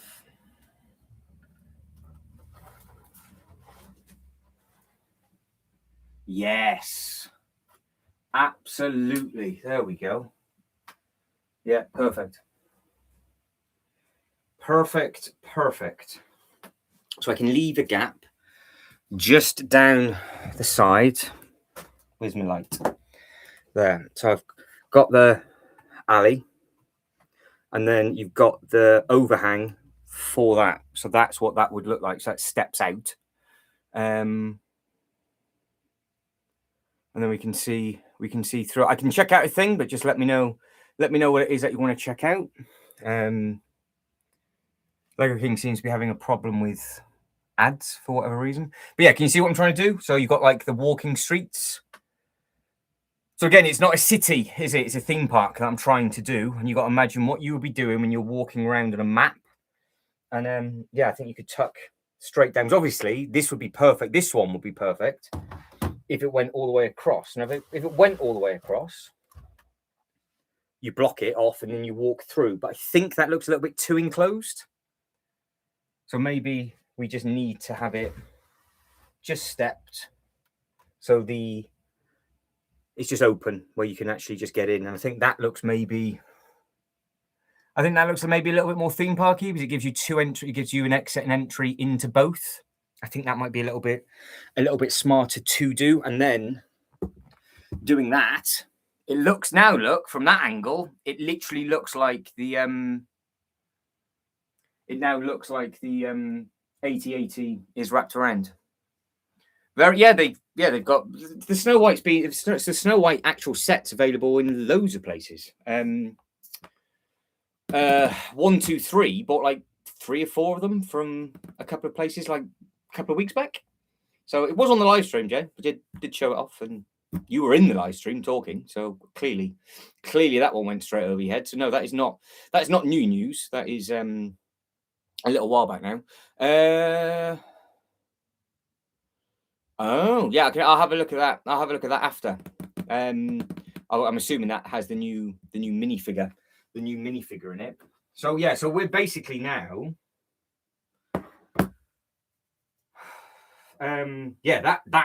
This what I'm looking at now looks really smart. So yeah, corner unit for the bank, assembly square. You got a lot of space. I'm not going to hit anything. there's a lot going on, but it's actually very, very spacious. From the other side, you can obviously see all of that, no problem. So that's okay. And I can keep showing off, and then I can just stand on this side, and then you see that display from there. However, we are now coming into a problem of what goes into that back corner. It depends on, are we keeping the Natural History Museum over this side? If the Natural History Museum stays over on this side, then I can figure out what can go in on the other bit.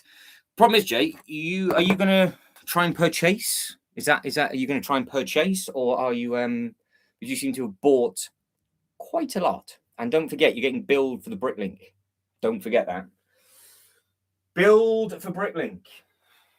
So yeah, I've got an area for almost 4 base plates, which kind of screams it needs a ride there. I think that's what it's telling me. It needs, because we've got an 80-80 divide over the city. So yeah, because Argos are getting all the stuff back in. John Lewis are getting all the stuff back in. So there's certain places now that they've got, like there's other places like Sports Direct and all sorts of weird and wonderful places are getting all these discontinued sets back in. It's very, very, very bizarre.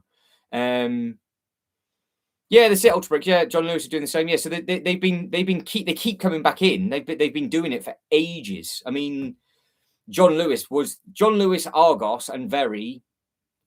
It must have been. It was the time where the Jaws set was in a huge sale. All of them were available then as well. All right, sir. Take it easy. Enjoy.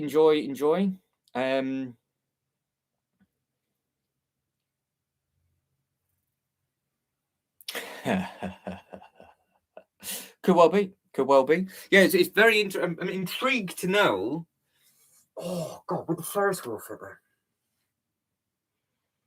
Yeah, I'm intrigued to know how John Lewis and everybody else have got these contracts for discontinued stuff, because Smiths don't have it in. But yeah, there's lots of other people. There's loads of companies that have all these different bits and bobs. Yeah, loads and loads and loads.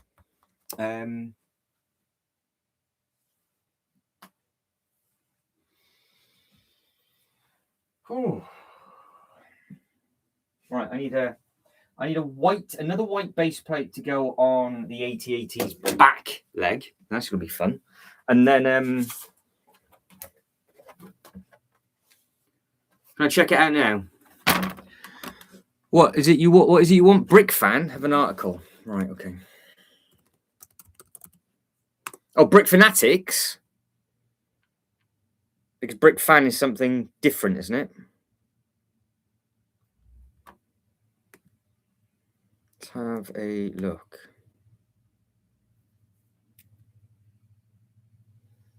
Brick Fanatics is showing off the shipping container in all of its glory. Oh, there. Oh, is it on the Lego website now, is it? Because the Snoopy thing's come out as well, isn't it? So Snoopy's now a thing. So that's just been shown. I think that's just been shown now. Hang on. Yes, it is. Right. It's all on the Lego website. Let's have a look. Right. So we've got some breaking Lego news on the live stream now. So the breaking Lego news for everybody is this. So we've got brand new sets just added to the website. So Snoopy's Doghouse is a thing. The Mandalorian Apprentice is a thing. The X1 Charger is a thing. All on top of the Star Wars stuff that was announced yesterday. So the X1 Charger, 15th anniversary. At the moment, they're just giving us the 2 photos. It's $69.99. It does come with, I think this is from the Battle, what's this, Series 2, Series 3? So it's the Nindroid series, and it is... Okay, right, that's one of the exclusive minifigures it comes with. Problem is I've got no use for this whatsoever. But it's a huge upgrade as a Ninjago Legacy thing. Elemental Master of Shadow is who that one is. So yeah, that's yours for $69.99, 691 pieces. Big elements on that one as well. So that'd be quite a big set. 1st of June that this one is available from. Then we have also got Snoopy. So I saw that being announced about a half hour ago when I was on the stream. So if you are a fan of Snoopy, this is going to be one for you.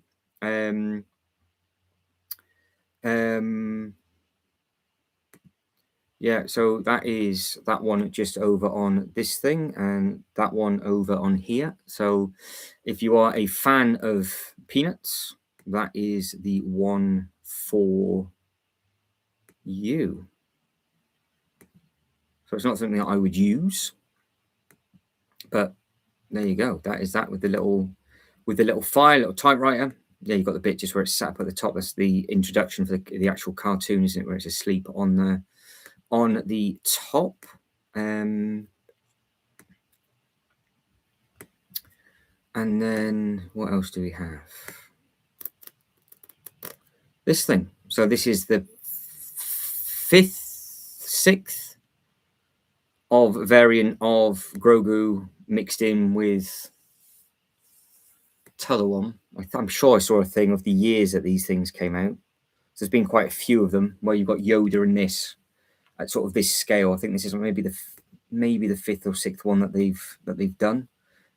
So 1,200 pieces, item number 75446. So if you're a fan of this, I don't know if it's, hang on, has it got a, yeah, the child looks like it's got a new mold, like the actual minifigure looks like it's got that bit going across. So I think that might be the first time. So they've made it different ever so slightly. So of course, potentially that might be exclusive to this set, which is that thing just down on there. So no, they have added that bit down on there. So that's what that one is. Yeah, there you go. That is your three sets that have just been announced. Yeah, so it's £119 and it's 1,200 pieces. So I'm sure they've gone up a little bit, but they always do, don't they? They always do. But yeah, you've got all of these bits and pieces. They're all available for pre-order, as is the new Star Wars stuff that's out and about at the same time as well. We know Disney Tax is a real thing. And then you've got the other Lego ideas, which is the floating sea otter, Model T. The ginger cat has just come out, orange cat. And then you've got the Winnie the Pooh. So yeah, we've seen all of those before. So yeah, that is, well, it is what it is, isn't it? It is what it is. So basically, if you got to pay for it, it's as simple as that. So you've got no choice, I'm afraid, now when it comes to certain things. So if you want it, you get it. If you don't, you don't. And then it's just one of those.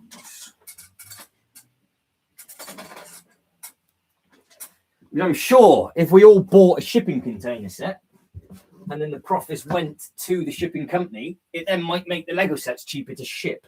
That'd be nice, wouldn't it? Right, that is the dragon up top. Thank you very much. It fits like an absolute dream. Get that actually in properly. But yeah, there's all sorts of different bits and bobs, isn't there, with stuff that can be bought now and done. They are spitting out quite a lot of stuff on pre-order early. Have you noticed that the pre-orders are getting earlier and earlier for a lot of things now? Yeah, I'm quite surprised with that Ninjago set being that expensive, to be honest. Because what are we for the Ninjago set? Because the mech was $119.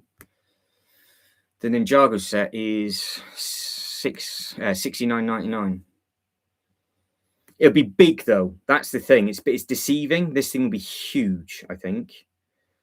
But even still, it's a good chunk of change.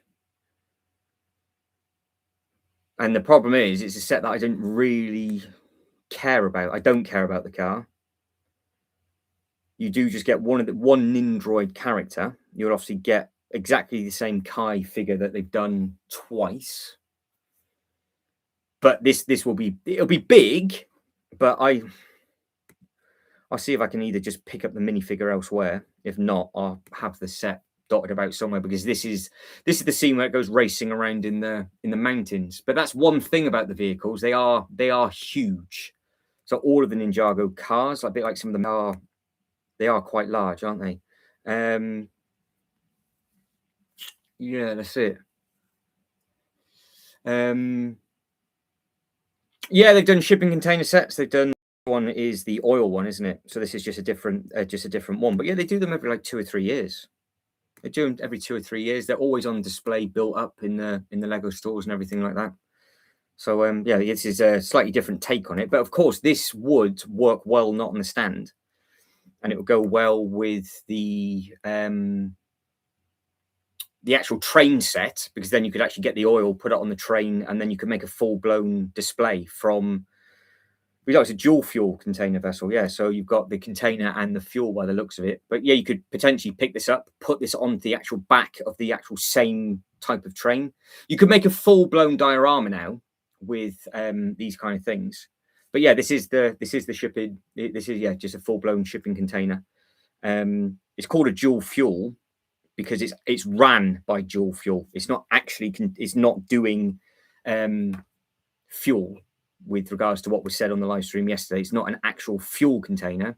I've just read what it actually is, and it's their first dual fuel vessel, is what it is. So, but yeah, it's still a shipping container set, is what that one is. So yeah, they have done these in the past. So yeah, if you read the title wrong, like we did yesterday, it's transporting fuel. It's a dual fuel set. So there you go. So that would work perfectly as a cargo container. Plonk it onto the actual set that you could get as a train, and then you'll be well away with that one. Of course, if you wanted it, or if it's something that you care about. But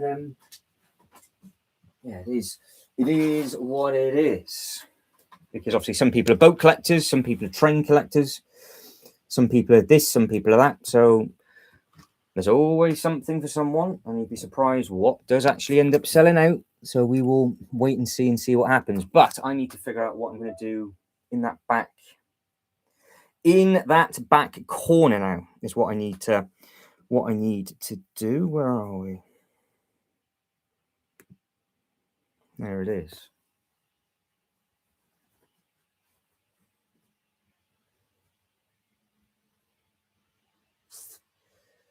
Could put from if I stand back here,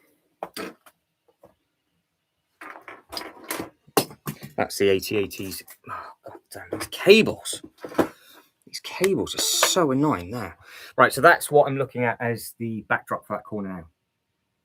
Which I think it looks much better. So that's what I'm getting as a view, and it wraps all the way around, and you can see that gap before the Statue of Liberty again is going to be something else. So there's another set that they could put there. But yeah, that's what we're looking at as a corner diorama at the moment. So I think that's starting to look quite clean, but there's still at least 4 base plates of space. So yeah, it'd be interesting to see what I can actually end up putting there on that. I need to plug you in, and I need to leave you plugged in now because the battery is getting drunk on this. So let's get you all wrapped. Let's get you all wrapped up. Let's get this dragon in, and then yeah, we can see what happens. But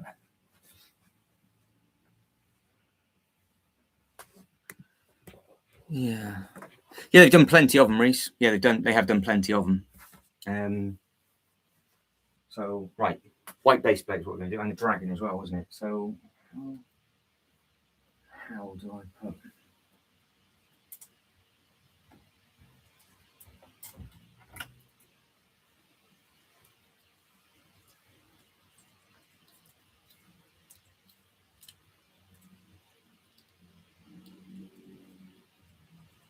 Oh, I've got to pop it at the hips, don't I?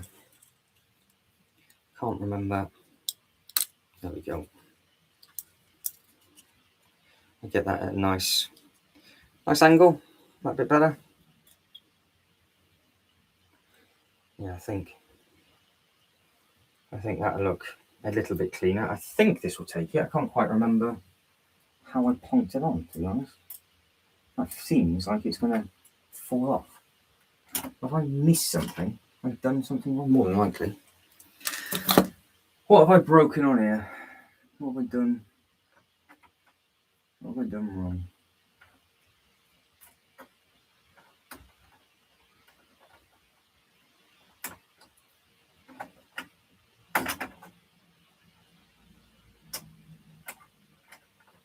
Oh, it's all broken, the whole roof. So it was not happy. There we go. Not happy. Oh, that's not good, is it? I can't get that on properly. It's all going to fall apart. Right. Not an happy bunny. Right, so where does these bits go then?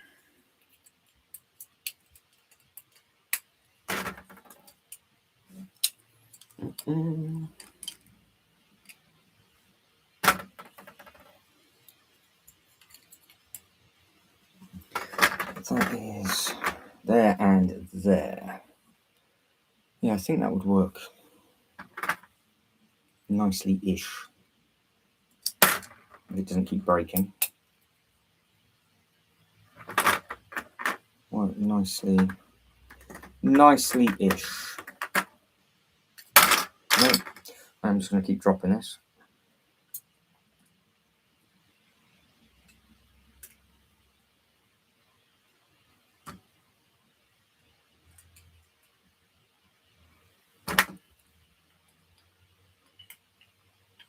Ooh.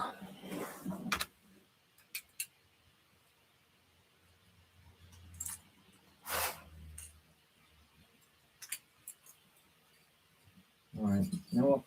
I'm going to need the instructions for that. I can't figure that out to save my life. That is slightly annoying. Slightly. So I think what I'll do, I'll leave that on the table and we'll get that fixed after once I've figured it out, because that dragon's going to look really nice on the top just there. And yeah, what I'm looking at looks very, very smart. So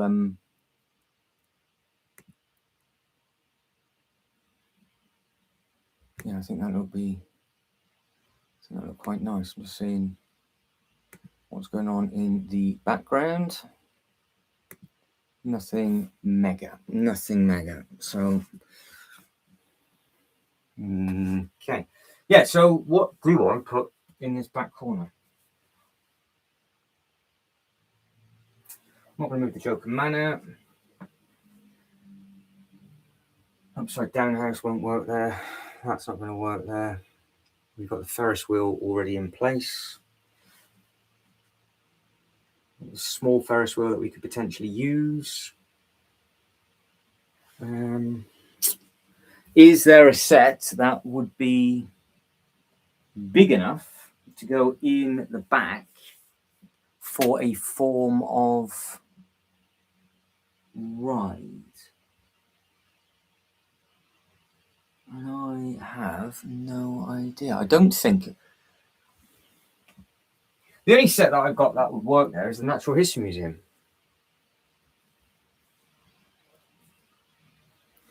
But I think we're keeping the History Museum with the dino and then bring it around for the other stuff, I think.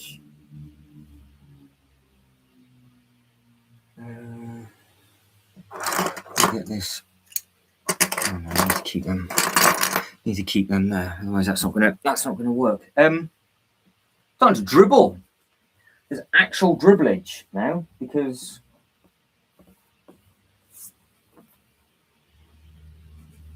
the one thing that might actually fit at the back is the Harry Potter track. And if I put the Harry Potter track there, what do I put on it for it to be shown? Because it would actually hit the roof. But that's how much space is behind that display. Because I know we're doing the display for Star Wars. He twats the table. But there is actually space because there's so much space behind it. Do not break. Do not break. Do not break. Do not break.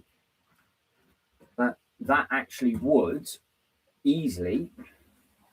I mean, that's a complete waste of space. I don't actually think I can put anything else on top of it because that would be the ride. But it's too. Yeah, 4. I need a display for 4 base plates. What can I do for 4 base plates? So I put green down, and it's like a little parky area, which would make sense. And then maybe come back to it. Because unless we're putting the Natural History Museum there, I don't think I've got anything else that would work there. The treehouse, I could potentially put the treehouse in the back corner and put it on green base plates. Because you would see the treehouse from there. And the treehouse could double up as a play area because it's got a swing. That's the only thing I'm looking at that hasn't got a home. Because the treehouse was going to go underneath. Maybe. We put green base plates there. I see if the treehouse will fit. And then we'll go from there. And I am going to now have to move. This 8080 is in the way now, isn't it? In the way. Right, so that can go back down on that way. Yeah, I think that might be the way forward. So we know that this set works perfectly fine as is. So that's good. So we have a home for you as long as that doesn't break. That is up for discussion with regards to works.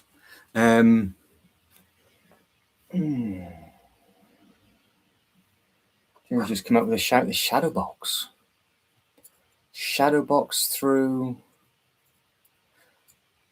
Yeah, people are liking that shipping container, John. I think people are living the dream with that. Bad shout, that. There is room. There is actually room for the shadow box against that blue wall. It has to be shut though. I have to stay closed.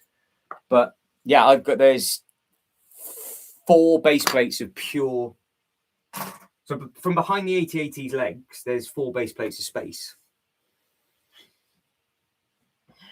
So it's either a green section to split it all up, or the shadow box goes in there. Because that's where the Harry Potter dragon bit's going to sit on, because obviously that's ready to go. So I'll put that on last. We don't particularly want to knock that off, but that's what that's going to look like up on top, which I think will look great. And then we've hidden that alleyway in nicely. We've got the townhouses and a wraparound. So that is literally a really nice theme park setting on that side. It won't fit there, Joe. The Joker Manor is boxed in with the other modulars. So the actual set itself. Oh god, honestly, I'm going to lose my rag with these cables now. Yeah, it won't fit.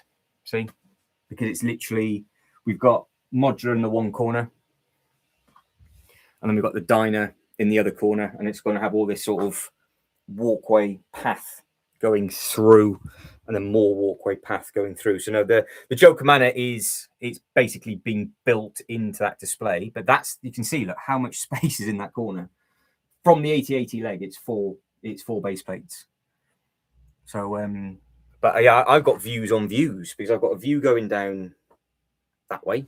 Like I said, I've got a view going down now that way. Got a completely different view going from the top. So yeah, I've got tons and tons of views. But no, the shadow box is a shout. That's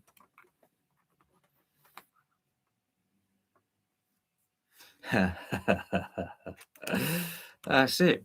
Oh, Reese is all in on that shipping container. When Jay was having his little rant yesterday, Reese was like, no, I'd actually like that. Because that was the first thing that Reese wanted to have a look at when it actually came live. But what do we think of the new sets that have just been added to the Lego website today? So what do we think of Snoopy and all of the other stuff that's actually been added? I'll get that up on your screen now so you guys and girls can see it. and I'll grab the shadow box. It's going to be another pain in the backside to. But no, these are the newer. These are the newer sets that have been added today. It's those three. Yeah, I've got no real use for those. I don't give a toss really about the Star Wars stuff. There's nothing that I'm going to want from that. Nothing that I'm going to want from that. Nothing that I'm going to want from that. So at the moment, I'm all right. So I'm okay. I'm having a lovely time not having to worry about getting these different bits and pieces. So yeah, it's not too bad. Not too bad for me. I think actually that's how it goes, isn't it?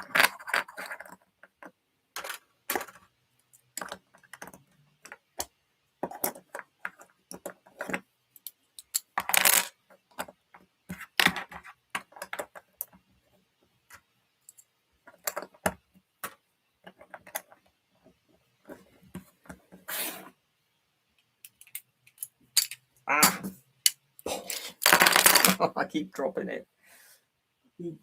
What I've just dropped is the bit that I need. Right, that can stay in pieces. That can stay in pieces for now.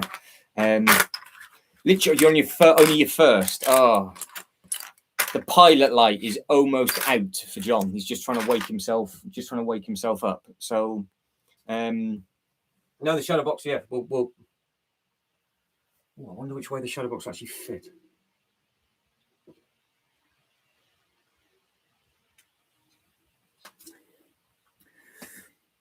Because that then would be a full wraparound display, and then yeah, it might work. So we can get the shadow box in, get that dragon built, make a nice little display up with that. I just like the fact that I've got the assembly square here because it's a gorgeous looking thing.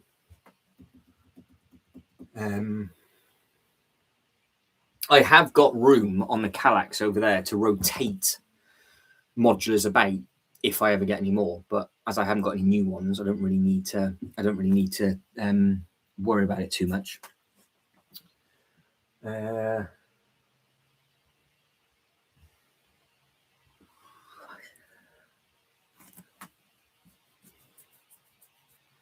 thing is that shadow box bigger than 2 base plates closed? How big is it? Sort of crawl under the table. You can entertain yourselves.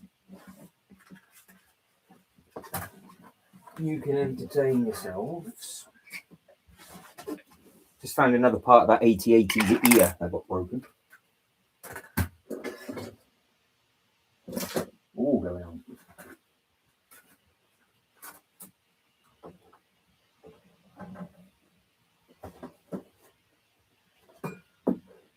Oh, it's just under 2 base plates wide in length.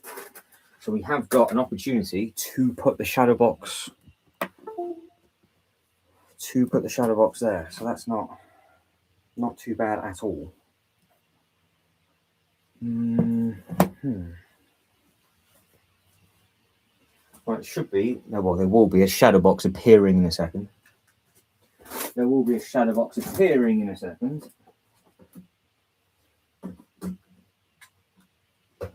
And then those cars should fit there as well.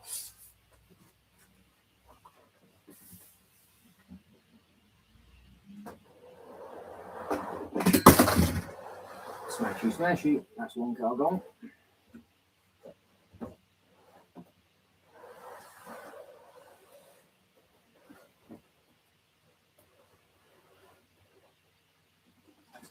Oh, I do not want to be falling down those loft ladders. Let's be honest about life. I can't actually get this down now.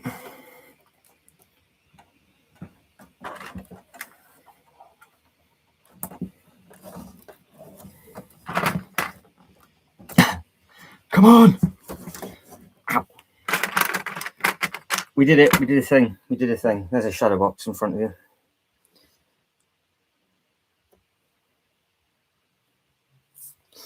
Oh, that's a fair shout. That is a fair shout. It'll break it up nicely. It would break it up nicely.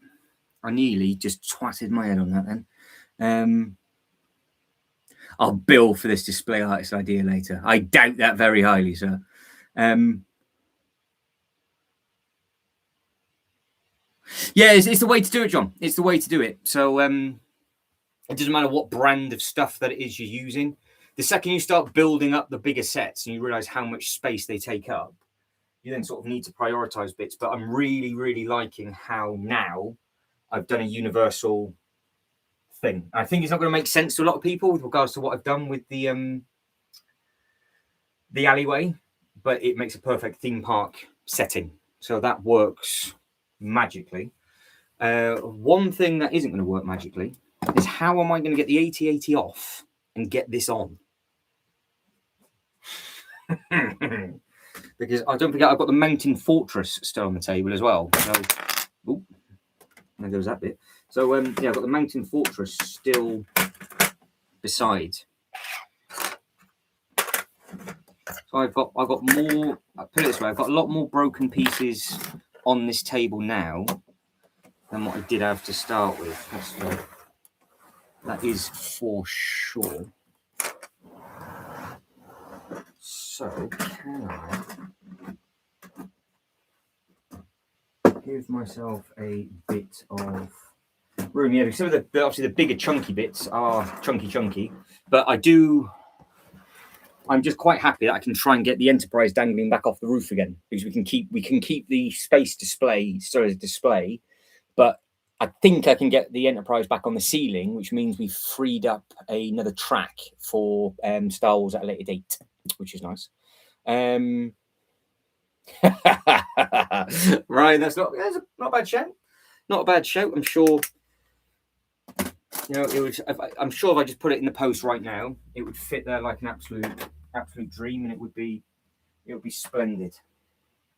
I'm actually going to have to try and do a little bit more clever about this, because I was going to put the 8080 here, but the leg span's just too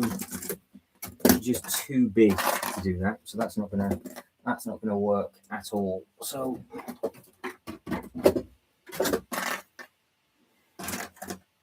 if you think we have moved a serious amount of sets today just to make space for this. So here's the half-eared dog. This might actually be tomorrow's build, to be honest, because this needs a bit of a repair. This is knackered. See, I've just got, honestly, flipping Lord of the Rings. I've got Bilbo Baggins is nonsense in my way now. Look. To the Shire. There I was saying it's going to be thrown on the floor. It's causing me jip. I can't put the flipping 8080 down. There we go. That's it, right by a dwarf. McDonald's license? What, like the old McDonald's? The EIEIO, or the actual McDonald's burger restaurant? So you're going to get farm animals, are you?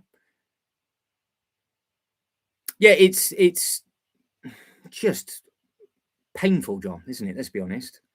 It's painful. Right, white base plates. Let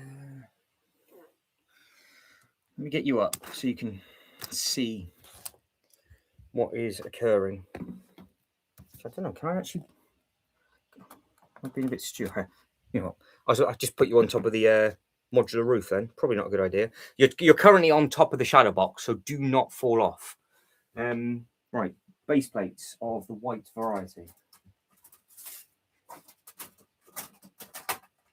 We have got those. I nearly just headbutt the 8080 yet again.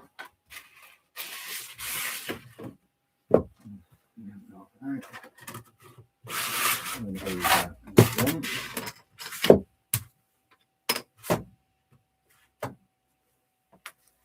Yeah, as you can see the Jazz Club.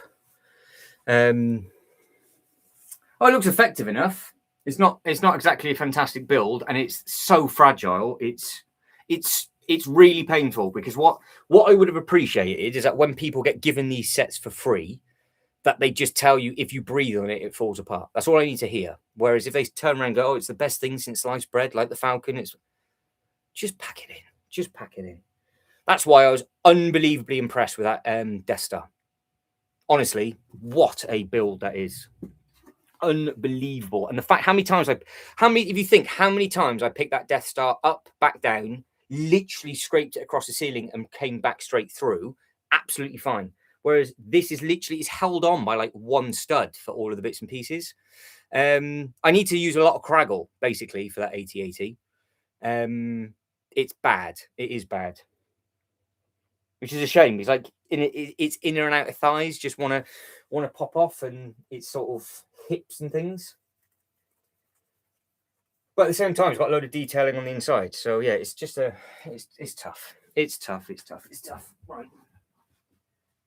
More white base plates are on. Ow! The way IKEA table's just got another pot. Just hit the back of my head on that. Oh.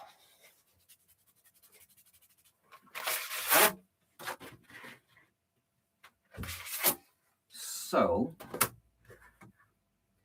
that is the. Oh, I don't think that's going to fit like that. That's the 4 base plates. And then we might be able to hybrid the white and the grey over.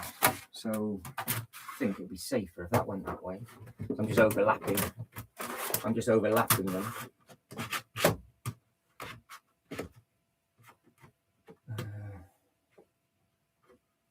Yeah, that'll be. That's to there. That's to there. Like so. Can I get this AT-AT down? Yep, I'm not denying that, John. Not denying that. I do recommend that though. I wouldn't say it otherwise, but honestly, that is because 321 even said that because 321 built the Falcon and then built this straight after and couldn't believe how much nicer this was to build than the Falcon. And it is really very, very nice. And I'm really harsh with the Star Wars stuff because like the Falcon, Jay knows, I just threw it away. So I'm not having that. Gone. The Star Destroyer, got rid of that as well because it's just too fragile. And yeah, the AT-AT is just the same thing. But some of them, as we know now, are much, much better and they are much, much stronger. But no, the AT-AT is literally the nodding dog. Yeah, so if you build it and don't move it, Ultra Bricks, it's fine. And I've got a perfect place for this, so it's absolutely fine. But what I'm doing now is the worst thing possible for this set. I don't mind the legs at all. Things are like it's harsh with. So I mean, Jay's here. If he's lurking in the background, he knows all the price to part and all that sort of nonsense. I know you say we've got different elements and cost and all that kind of stuff, but it works out to be that the Death Slice is a lot better value than the AT-AT price to part and yada yada yada. But the legs have that brand new first time it was used ratchet piece on there for the actual bits where it moves around, and they said that the R&D to develop that piece was very expensive. So that's where it hurt it because you had the screwdriver to do it, and that was a new first time, and it came out at the same time. Can you remember the big crane? And the Technic crane came out at like £600 or £700 at the same time, and people going ballistic to go, it's far too expensive. But it had like 5 brand new elements that they needed to do, and then that's where the money gets lost. You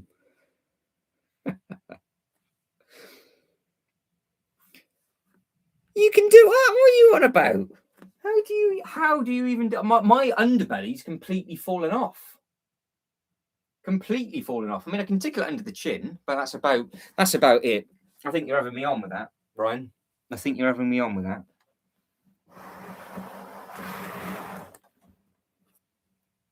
How is your Willy Wonka collection getting on, by the way?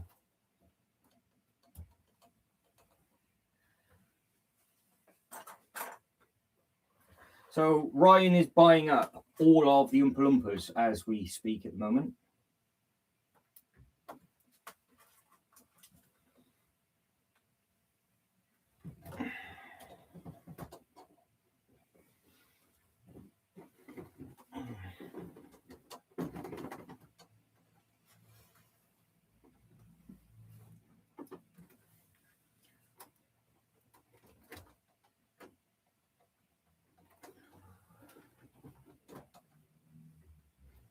Right, so we can fit all the cars in there. We can do whatever we want with that. We can do all of the cars in there. So that's that. So yeah, that looks neat and tidy on that. Looks neat and tidy. John's calling something out, but yeah, I think that looks nice. Obviously, gonna have the side door open to see the car a little bit more, and that'll let the light in. But no, the Ryan is buying every single thing. Yeah, I can't believe you can balance your AT80, because I think John is with me on if you so much fart and follow through, a panel will fall off. The only thing it doesn't actually fall off from is the legs itself. The actual legs are quite sturdy, but the hip section going across the top, I've had pieces fall off. Underneath its belly is an absolute pain in the ass, and I've just knocked the ear off today as well. So, yeah, nightmare. But there's your shadow box. There it is. It's in. One Chris fine. I'm not buying any more Umpers until next month. I've got 21 coming on Monday from Germany. The only Bricklink seller with more than 2 left wants £22 each. Good grief. So how many are you up to now, Ryan? You have to send us a photo when they arrive. But no, I've seen the photo of what Ryan's doing. Very impressive. Very, very impressive. I can't believe you can do that. If I try and finger it, it will just end up falling. You're gonna have to. You must have glued yours together. Must have glued yours together. So yes, that is the shadow box looking like what it does. So happy? You can see how we've got like the different sections now. So we've got the cars will go in the front. We've got the modular to go in on this bit. Then you've got the zigzag going through. Then you've got the alleyway coming down where you can get in from both sides. So we've now literally got a display on that side, a display from the top, a display from this bit, a display from that bit. And then, of course, we've got the display coming round on that bit, which you are full length on the laptop, which I don't particularly want to break. But yeah, if you step further back, then obviously you can see it better. So not too bad, I don't think.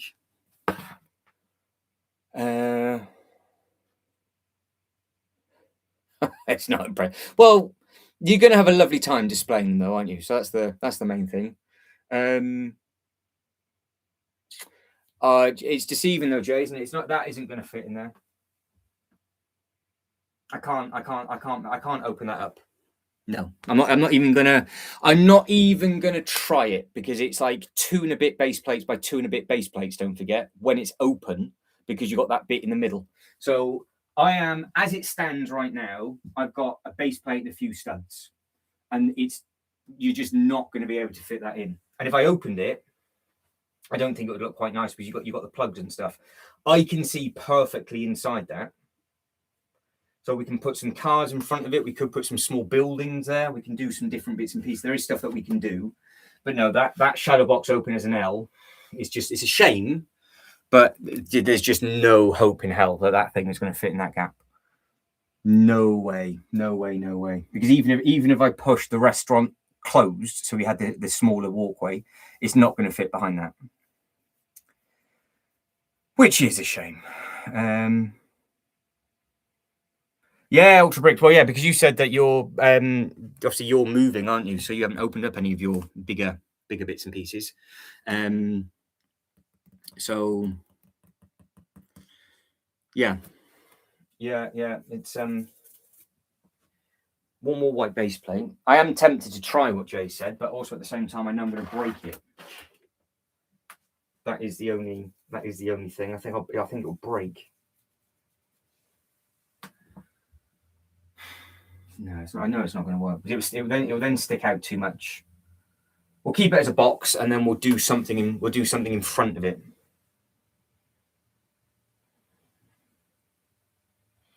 We almost need like basically we need a Christmas tree with the stand in front of it, don't we? That's what we need as a bit of a as a bit of an Easter egg. The treehouse is too big to fit in that gap now, so that's not going to work. But there is potential that we could put a stand in, because really you want something like, not this shape, well actually something like this shape at the back where they're doing a presentation, and then the car's parked in front.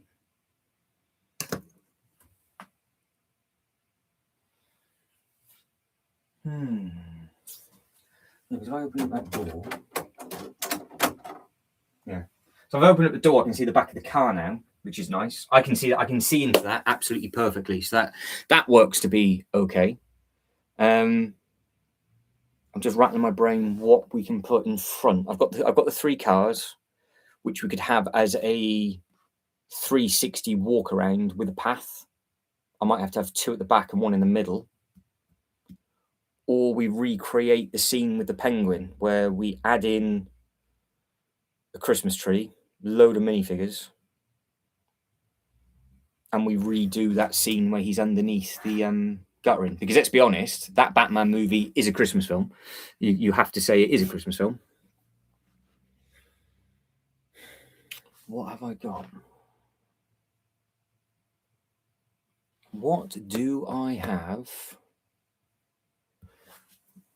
That would go there. Yeah, the AT-AT's there. And then we've got the other base plates will mix and match up. That steps over, so that's absolutely fine.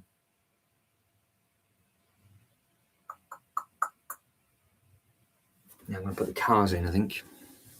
Get the cars next. That's what I'm going to do. That is what I am going to do. Right, okay.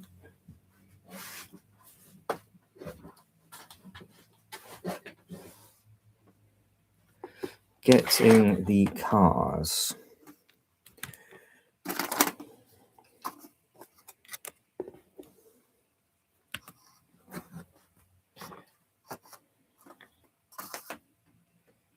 What else can be done?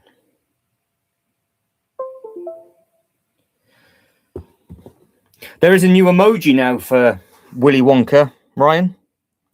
I've done a special Willy emoji. So there is one now, especially for you and Jay. So you guys and girls love talking about a bit of Willy, so there is one available. And oh god damn. I thought that bounced, but clearly it didn't. Yeah, darn.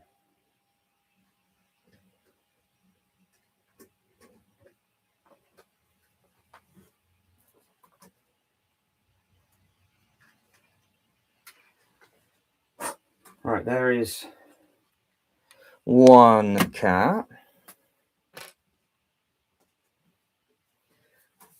That is 2 cars. Don't know what to do with the tumbler. That is looking from where I'm stood now, that is looking very, very nice. That is looking rather smart. So because I'm from the other side of this table now, that is what this is looking like. Struggling with this plug. Yeah, so that's it. So yeah, we've done a fair bit. So that whole wraparound at the top is looking nice. I could, in all fairness, Jay, it would fit on top. So we could put a yellow duck next to that blue wall on top of the shadow box.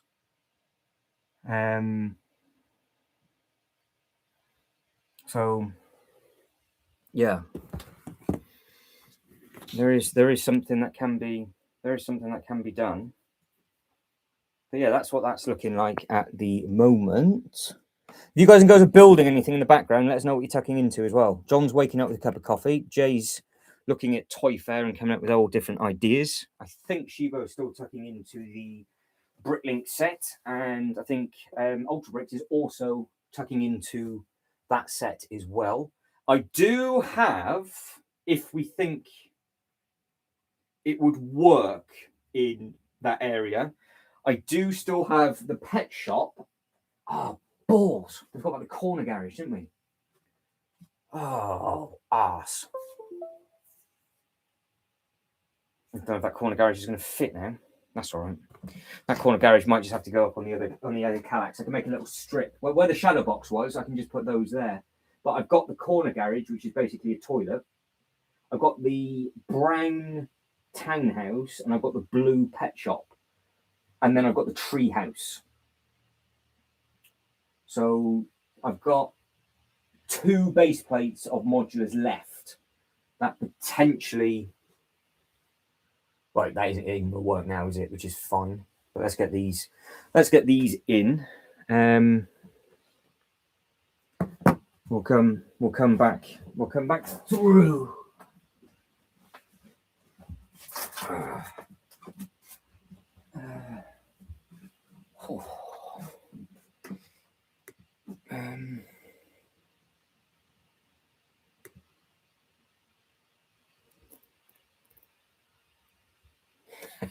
What's it going to have been left? Oh, it's There's a problem with that though, Ryan. It's under the new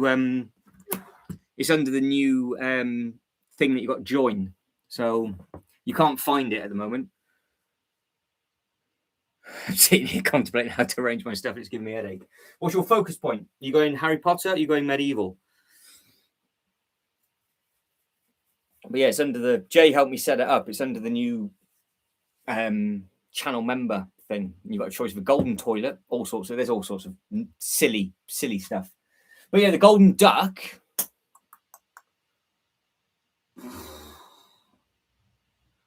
would fit on top of that. Because it would go up here. That's where it would go. Modulus. Nice. Now, Shibo yesterday, John, I don't think you were here. Shibo yesterday sent a photo of the shopping street that had just been finished, and it looks insane squashed in with other modulars. It looks really, really very, very good. It's one of the first times I've seen it up close like that in a display. Let me get the email up so you can see it.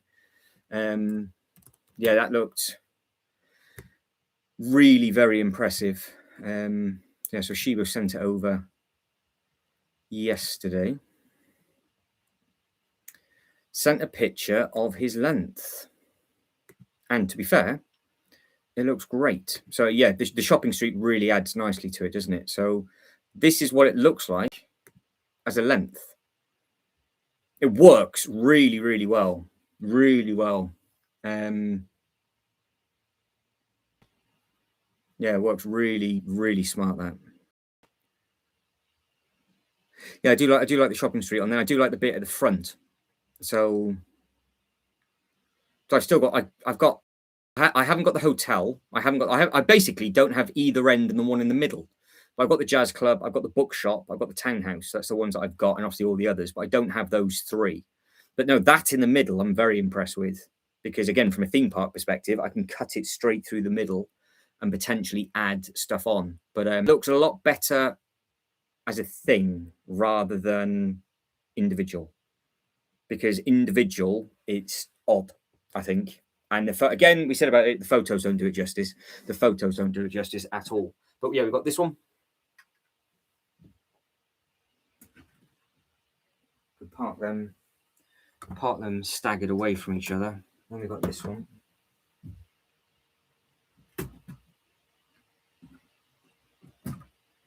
I'm going to go 2. Yeah, that's what I do. I nailed that. So 2 long lengths.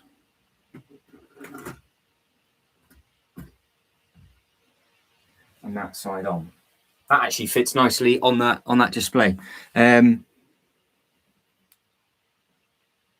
Yeah, I mean the it depends on your ceiling height, but if you're all right, you can put them at the back, so it's okay. I can't do it, so luckily that's why we put them all here, and it makes perfect sense because it's not blocking anything off. And I quite like making the secret displays as well. So the secret displays. So yeah, so that's that. In between that gap where the upside down house is going to be Arkham. We've got another base plate of space for whatever we want at a later date. Potentially, I could put the corner garage just there for now, just so it's actually on show, but it makes no sense it being hidden there.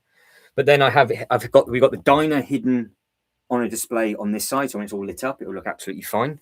And then on that way, you've got the path going through to all those little bits and pieces, and then wrapping it around on here now, we've got those three cars that are working on there. And then goes through on there. So yeah, I think it works. It works nice.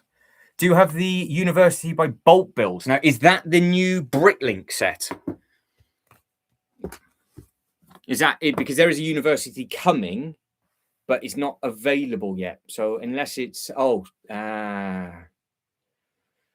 you got my problem then. You got a problem with height. No, I don't know. I don't know what that University one is. HK. I'm not too sure what that one is. Is it rebrickable? Or is it a third party?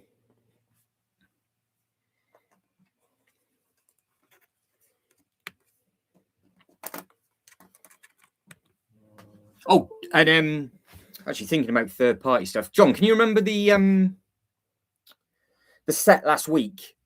And it was the tall. Oh God, was it the Oscorp? The tall Oscorp set?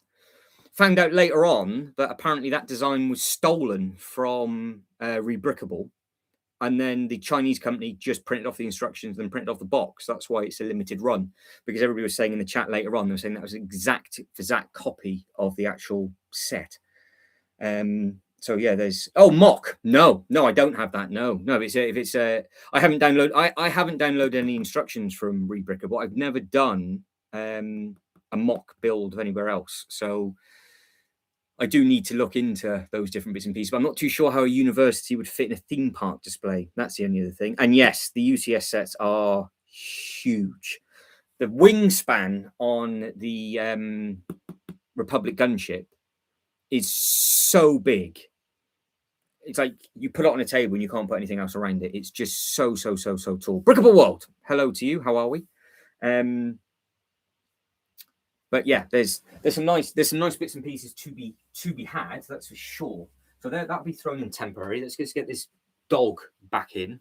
Yeah, that's it, Ryan. It's under the feeling fruity. Yeah, I got green lit on that project this morning, so I thought, well, why not?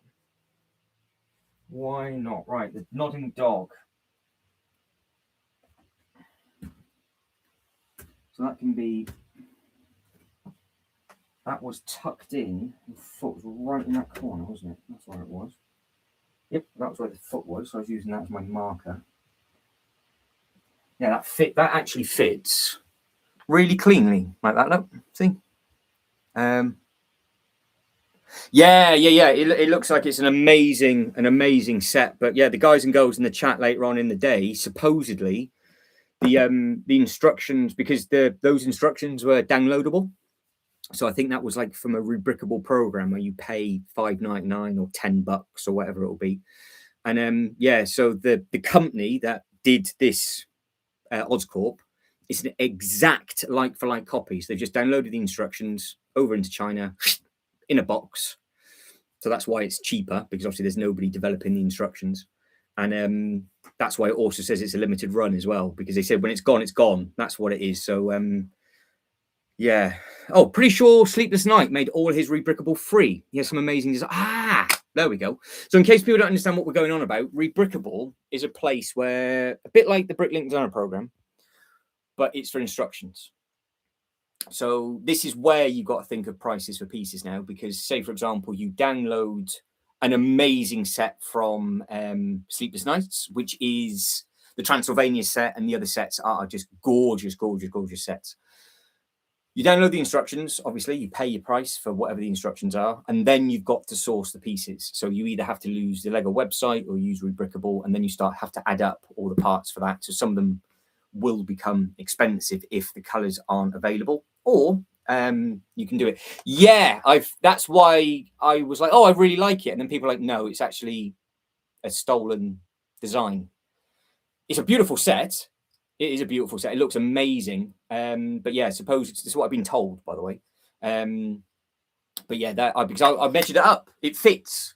If I actually when you jumped in and then left last week, I got the tape measure out and it would fit in front of my Avengers Tower, and the Daily Bugle would actually fit just behind it. So I've actually got space for it. But yeah, then I was like, oh, that's really harsh from the designer, really. So, but it happens. That's what I was saying about in the Bricklink Design Program, when these instructions do become available, because I've seen sets, I've seen lots of videos on these kind of things where people are just walking around. Oh, that's my set that I designed on Rebrickable. But it's such a grey area. There's nothing that anybody can do about it anyway. So it's just part and parcel, isn't it? It's just one of those things. But yeah, that Oscorp, it's literally limited run, because when I went on the website for the first time, it literally just said it's a one and done. When it's gone, it's gone. And it does look amazing. It does look amazing. I would love it, to be honest. I think it would look fantastic with those.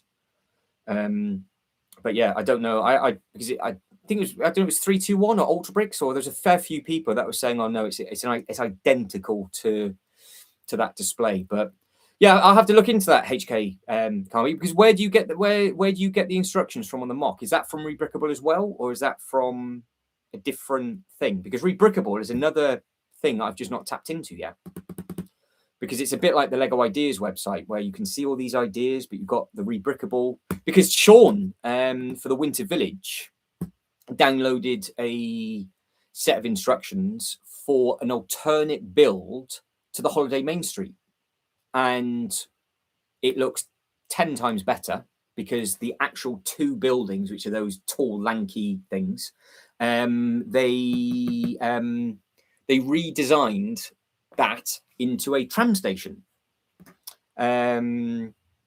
So yeah, well, that's it, John. That's why it's so cheap. That's why it's so much cheaper, because it's literally just a direct copy. Thanks very much. Because don't forget, in the back of the instructions, it gives you the parts that are needed. So they've just gone, yep, thanks very much. Launch it in a box, done.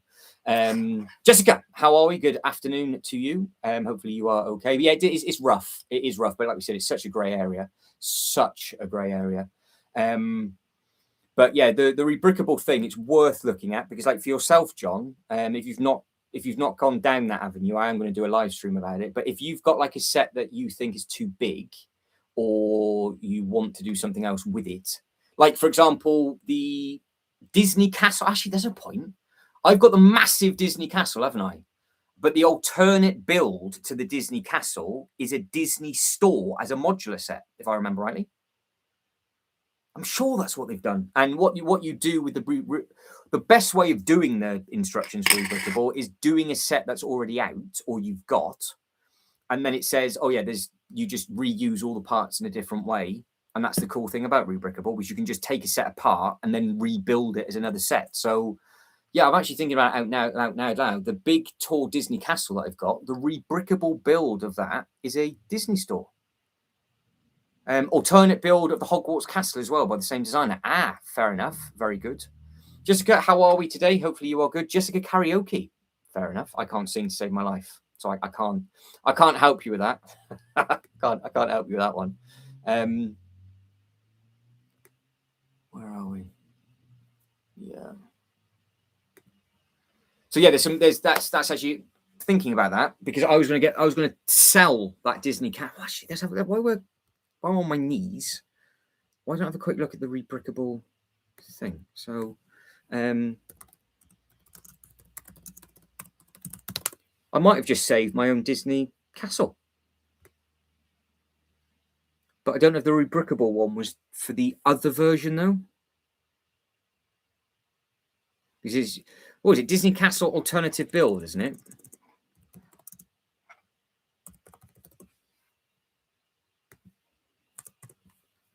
Because that would be quite a cool little live stream to do on that one. So it's a costume shop, is what it is. So the alternate build's a costume stop, but that's for the original. It's for the original castle. So I don't know what the alternate build is. So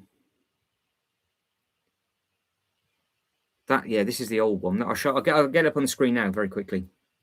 So this is it, in case but this is the alternate build on that's no, obviously that's not it, but that's it. So it's a corner unit as a big costume shop. So you just reuse all the pieces, but that's the original Disney Castle, the white one, and I've got the sort of like the pinky peach. So I don't know what the pinkish alternate build is, because for the sake of say $7.99, I could potentially redo that and actually make it fit.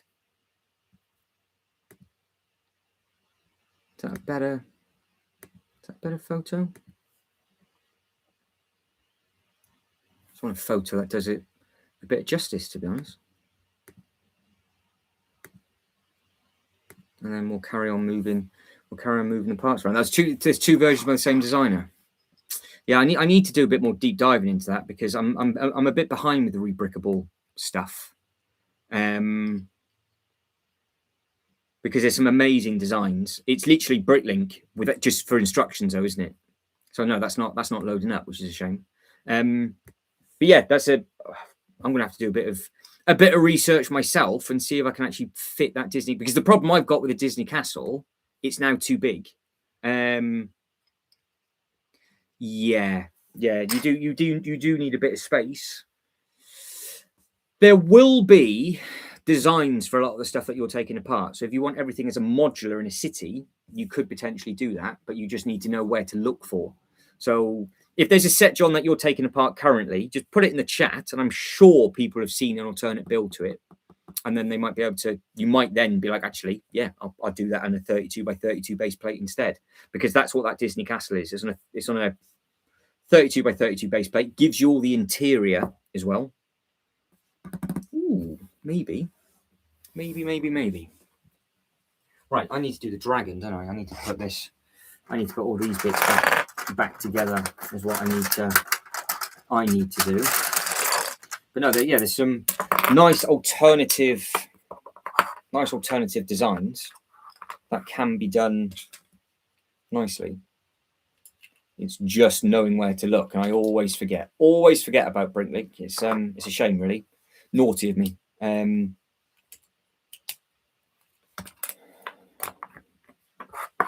But if I can just launch this together, which I would really appreciate if I could, I will have a look. But my whole display is all based on a theme park, so I don't know if I can make it work with like a Minions display, for example, where it's the university with that. Then there's obviously potential for it.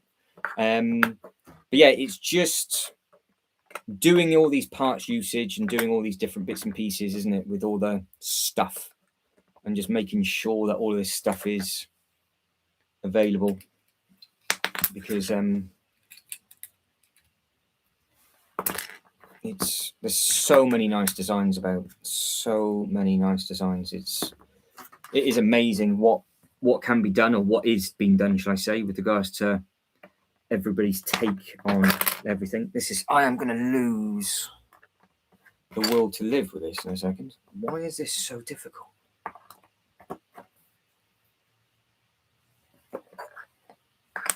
Can't be that hard, surely.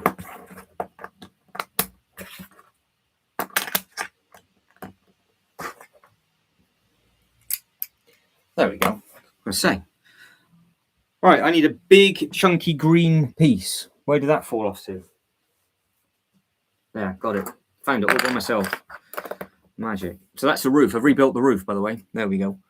So roof rebuilt. And it's on. There we go. Right, so that's it. Now the dragon for Potter is going back on. And that angle suits. Do we think that suits?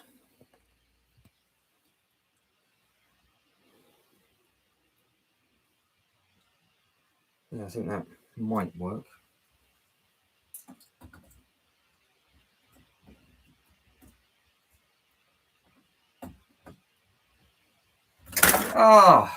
Just dropped the dragon now. Just dropped the dragon. He's just smashed his face on the floor. It's all right. He's still alive. He's just a bit heavy. Where does he tie down to so he doesn't fall off? Or do you just balance it? I can't remember because it's not been on here for so long.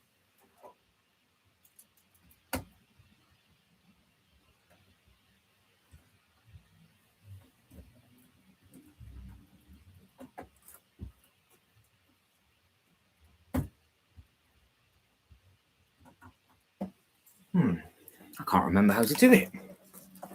If I took all apart my UCS sets, it would probably... Yeah, John, that's a fair one. But again, there's alternate builds for that as well.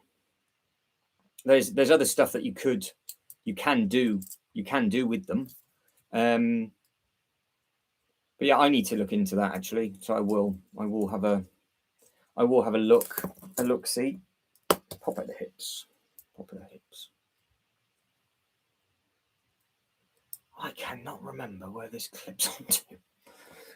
But yeah, if I just feels far too front heavy.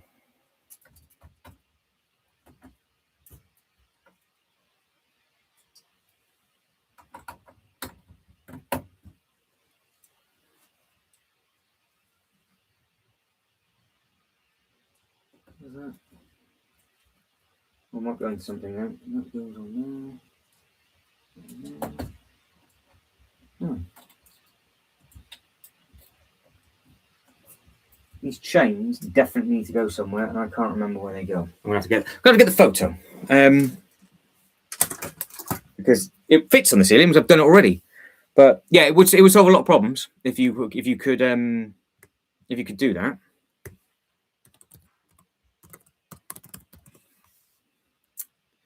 Right, where are we for? What are we? We are Harry Potter.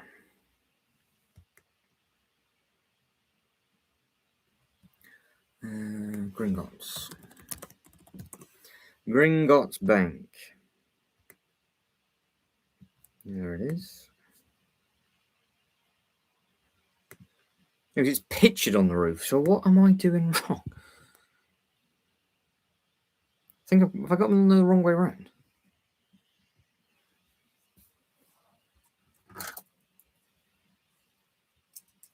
I've just not got his hips up high enough. Maybe.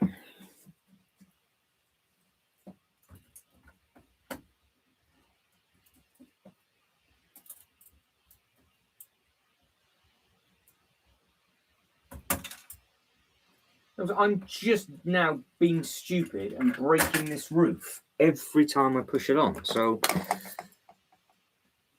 as that's the third time that's happened, I should just give up and build it off the live stream, to be fair, because it can't be that difficult, he said, to put a simple thing back together. Well, yeah, I mean, if you moved out and left the Lego there, that's not a bad shout. If I sold a lot of this stuff, it would make my life a lot easier as well. So yeah, there's always options, isn't there? There's always options that can be done.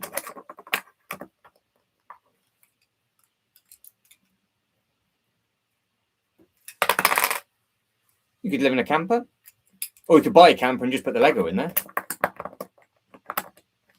Just depends on, because I think all of you have got an absolutely outrageous amount of Lego, and I think I'm miles behind everybody, to be quite honest. I don't think I'm anywhere near the level of what you guys and girls are. No, the yard's big enough. Get a massive tent, John. There you go. Get a massive tent.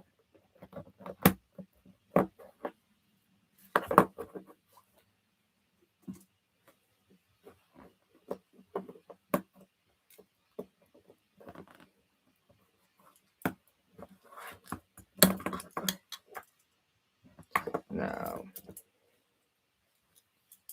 I need my life checked with that. Need my life checked with that. Right, so it's all back together. It's all nailed and it's all solid. Look, so I'm pushing down on that hard enough. What the problem is with it, I actually don't know. It needs to be side on.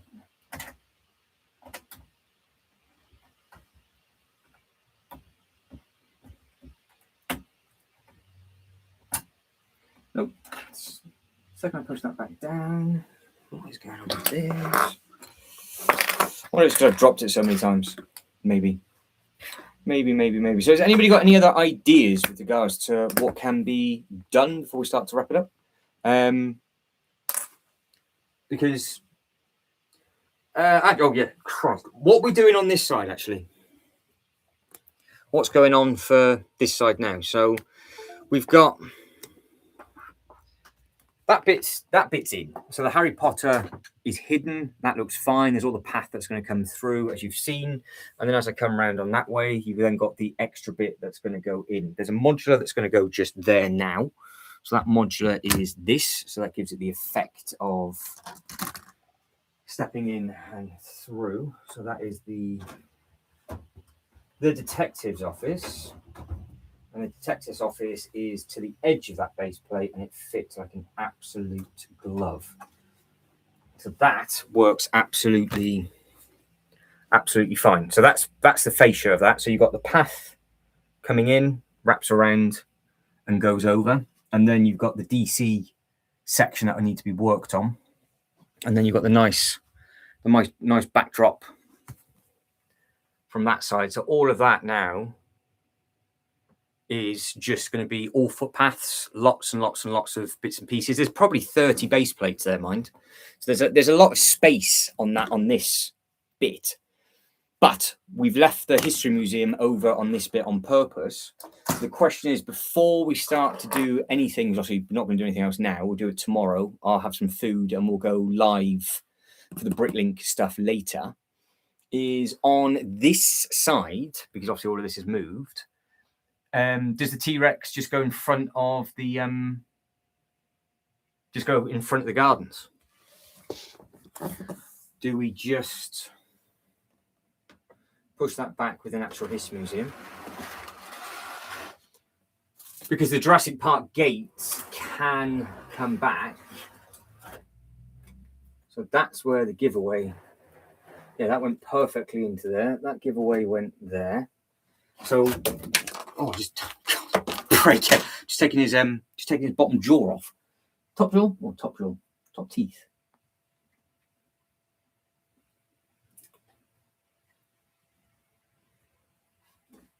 Oh, really?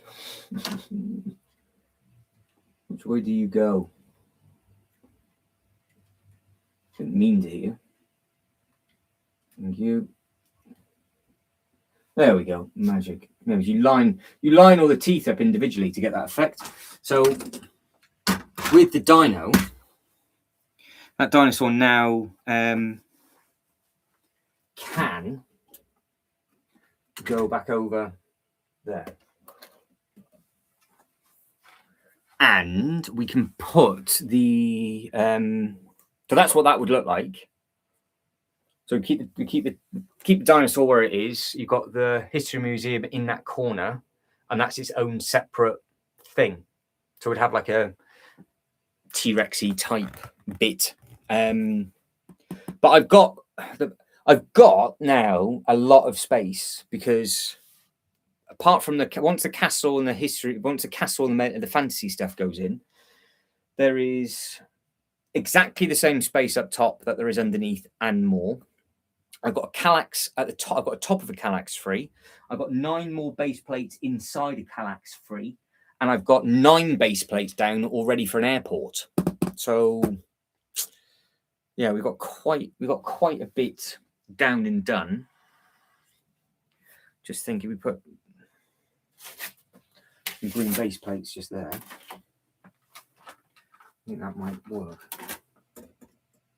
Because it just happens to be that the tail fits directly over the top of that. So that is literally just by luck. That wasn't measured.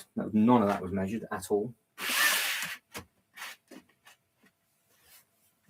We need another base plate. Oh my days, Ryan, what are you doing? Thank you very much indeed. So Ryan is our first channel member. So Ryan has the power. There it is. I was about to say Ryan's now got the power for the Wonka. So if he now types in Willy as a keyword, that is what he gets. Oh, you absolute legend. So there we go. So that will go towards a minifigure fund.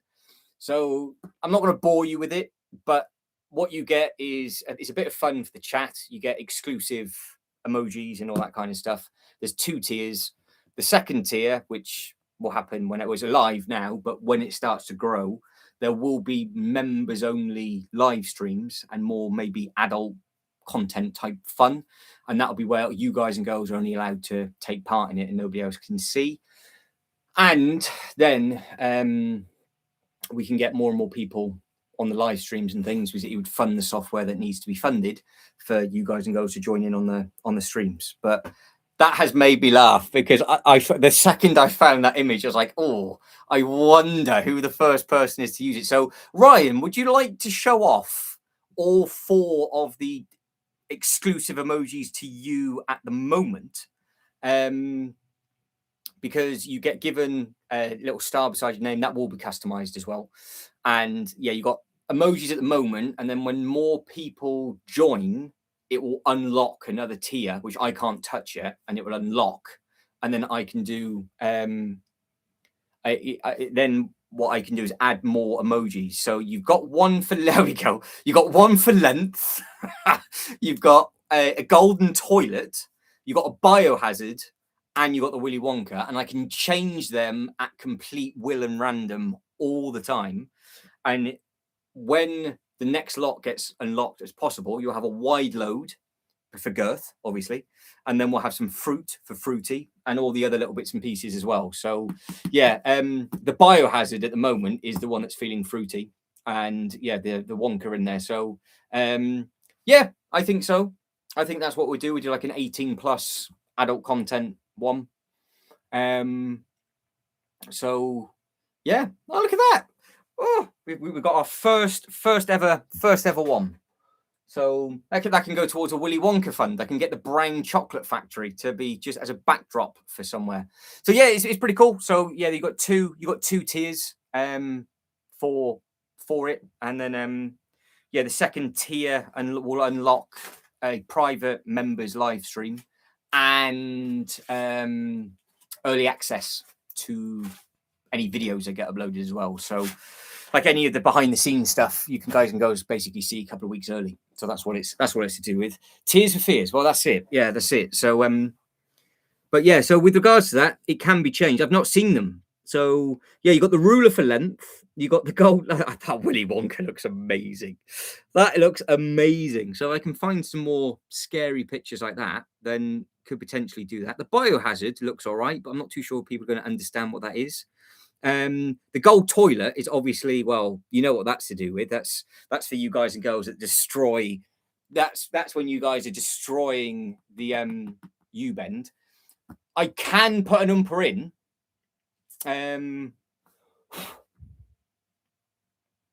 There we go. That's all right then. So when we'll be doing it, next time I'm on the StreamYard, it'll come up in all of its glory. So yeah, because also I can share all the comments and stuff on the comments and stuff on that. And if you notice, Ryan's name's now green, because he's now a channel member as well, which is exciting. So much filthier way on stream. Amazing. Well, that'd be interesting to have a look and see. Now, with regards to the poll, with 19 votes in, everybody that's liked the video so far, thank you very much indeed. 32% for other, 21% for Lego City, 26% for Medieval Fantasy, and 21% for Mario and Pokemon. Do we think the 8080 works nicely walking through the city? I think it looks quite nice from that angle. Obviously, this is an angle that you're not going to see much on the live stream. But yeah, you've got the toilet. I'm just looking at those little things. So yeah, the golden toilet. Yeah, I wonder. Well, obviously, Ryan, as you've got the power at the moment, I can change one of them to an umper if you want. Maybe the ruler, maybe the length doesn't look as good. Maybe it's too small. So maybe I keep the biohazard in because that's a clear symbol. I change the length to an umper, And then if and as and when more people join, it will then allow me to unlock more of them. Then we can have one for length, girth, because it's got its own special keyword as well. So now when Ryan types in Willie, it will come up with that image. There we go. So I'm child, but it's all a good bit of fun. But yeah, there will be adult live streams coming at a later date as well. No, you know what I mean. It should be the keyword. It should when you type it in, it should pop up. That's what it should find anyway. Or just Ryan just types in Willie for the sake of saying Willie. It's not. Maybe it's not linked up yet because you are the first one to do it. But yeah, that should be the keyword for it. But we'll figure it out. That's what I associated that image with. So yeah, I'm all smiley and chuffed now.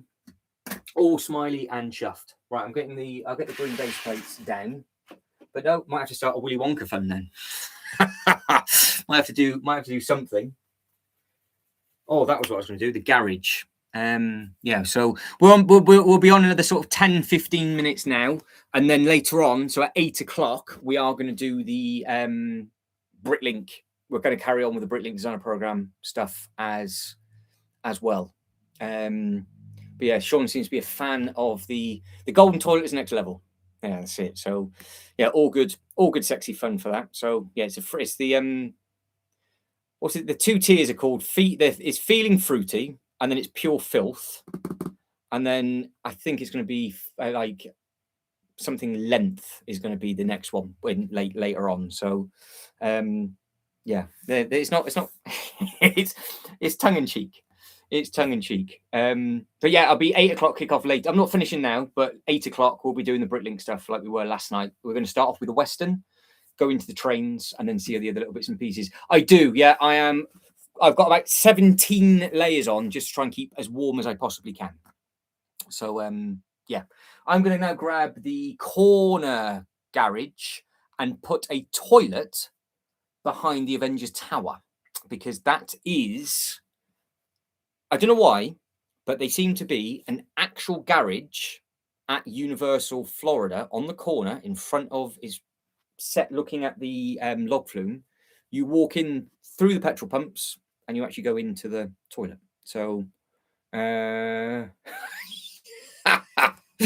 Matt's working hard to make sure that Lego and passenger ship I am never going to be selected for that, am I?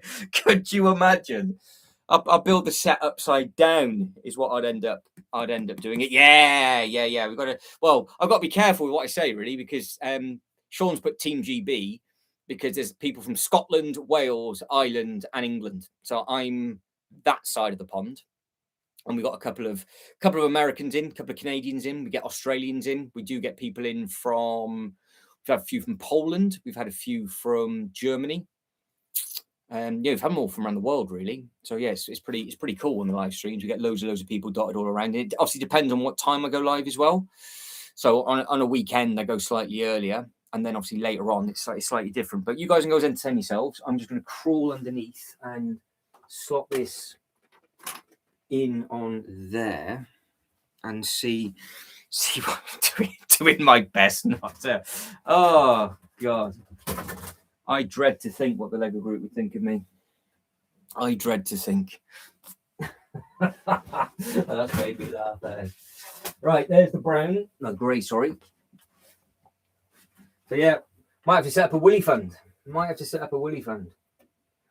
Because there is an opportunity, and Jay was saying this before, that the Wonka could actually go in the back of the Kallax, and it could be the backdrop to the Super Mario track with it lit up as well. Yes, honestly, HK, we're really spoiled with how easy it is to get sets, and in a sale a lot as well. So like a lot of the new sets, basically all the January wave is in a sale now. The new airport, for example, that came out under the Lego City banner, that is already 12 or 13% off. And what's that? Less than a month and a half. And then the bigger sets, I mean, good grief. If you get them at the right time, yeah, you can get quite a lot of money. You can get quite a lot of money knocked off. Yeah, so yeah, you can do that.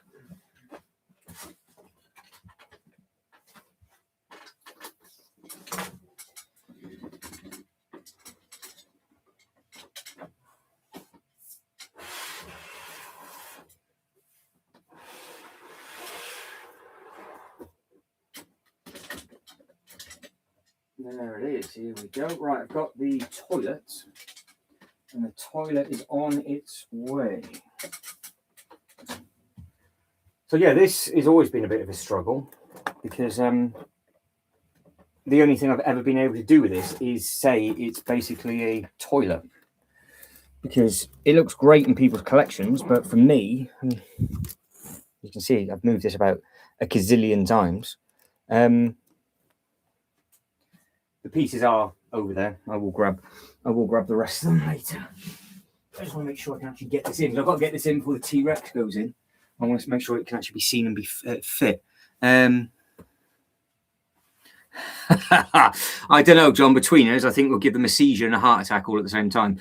The one big thing, all jokes aside, so if anybody is ever thinking of applying for the Lego Ambassador Network, I think it's an automatic reject if you associate yourself with other companies. So if you say when you're going for it that you would not have them on, so say for example, I wouldn't be able to show off Mattel sets, so I wouldn't be able to show like within this, which I think is a bit of a shame because I would like to do a direct side-by-side comparison of Mattel Pokemon and Lego Pokemon and blah, blah, blah, blah, blah. But I don't think they're allowed to. So I think that's one of the strict things that they've got. So for John, absolutely ruined. And so is some of the other people as well. So yeah, it is what it is. So yeah, but HK is very easy for us to get Lego sets over here. It's a little bit, depending on where you are around the world, obviously don't give too much away. But yeah, we're very lucky over here. Sean says the main Harry Potter length is 70% off retail price at the moment for us in the UK. Yeah, see, there's stuff like that. You can get £70 off. I think the biggest sale that I've seen, because it's scary when you go, oh, in the last 48 hours, the big bulldozer, which is like 65, I think, it was down to 20 on Argos, I think. Argus. Yeah, Argos has had a huge sale. Jay missed out on the Jaws because Jaws is in a massive sale as well. That's on there. So this is a different sale to what they were having a sale on. So Jaws has got 20% off at the moment. So this is how easy it is for us in the UK. So we just go onto one random website. Here it is on its way up. Bop. Just here. There it is. And yeah, if you just do... will they not have it anymore? Hang on. Bulldozer Lego. Have they still got on the website so they can actually show us what it is? Right, there it is. Look, down here. Oh, they put it back up to 55. That was all the way down, super, super cheap, and it sold out. So they've now got it back in stock. Buggers. Hang on. Lego City Bull. Or was it John Lewis? There was somebody. Like I said, that's how spoiled we are. No, it's all back up to full price now. So yeah, you got to be that quick. You snooze, you lose. So yeah, that was in a big, big sale because I saw that yesterday. And I was like, oh wow, that's amazing. But yeah, you got big, big sales on that. So yeah, we cover that from time quite a bit with regards to those kind of things. It works. It works nicely. So you speak Queen's English. Well, I speak proper good. I do. From the country side. UK is one of the 6 countries to get smart bricks. Maybe good, bad. Well, we're dummy test subjects, aren't we? Isn't it? Yeah, it's us, France, the States. Don't get them. There's a couple of places that you think they would get them that don't. So yeah, it's quite surprising actually that they don't have many of them there. Now, I know I sound like a broken record, but we've got different people in the chat. For the Star Wars stuff, I don't think people gives a flying toss if they can't get the smart brick stuff or not, because some people don't like it, some people really want it. But because those sets have already been done, it doesn't make a difference because you can buy them without the smart brick. The Pokemon stuff, could you imagine not being able to get the new Pokemon sets in your country because you can't get the smart brick? I think that's where arguments are going to start happening because people are like, I want this set. So I don't know. Well, no, that's a new one. But what I have had for literally the last 5 weeks is the pack of biscuits So it's just over there. So I'm 2.5 weeks into those biscuits now. So they've lasted well, Ryan. Yeah. Wait, English is different there. Apparently so, John. Apparently so. I think there's a fair few differences, isn't there, between different bits and pieces at the moment. Different bits and bobs.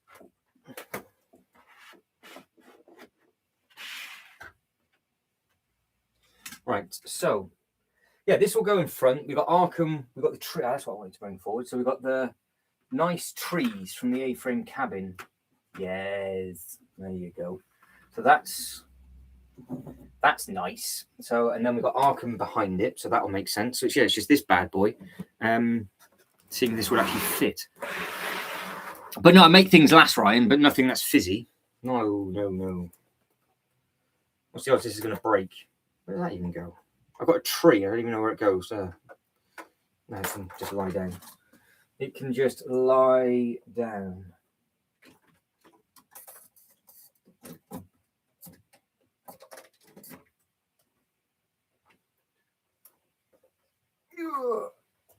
Slipper disc.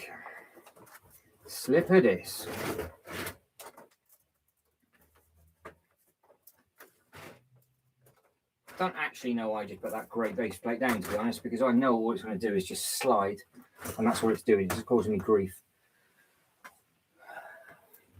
Did it look as dreadful as I think it was going to look?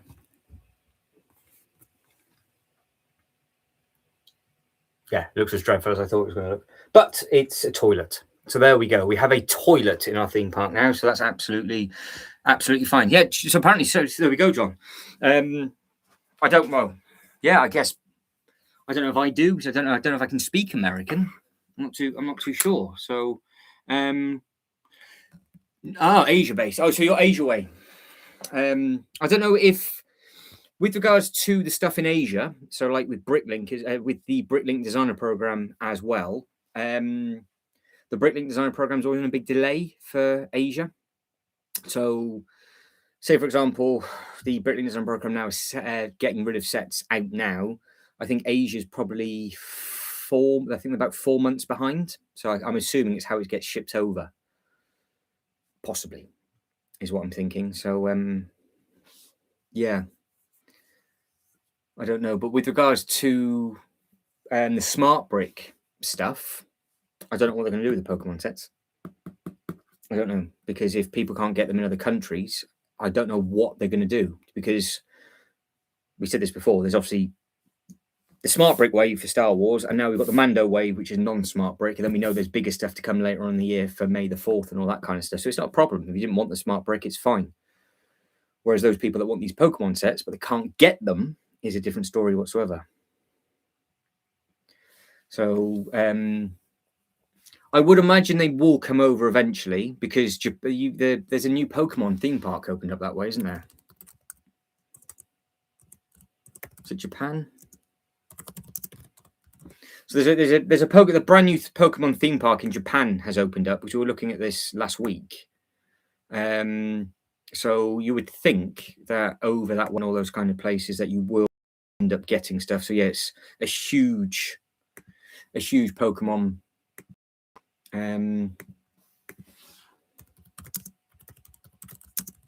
But I just don't know how far behind they are.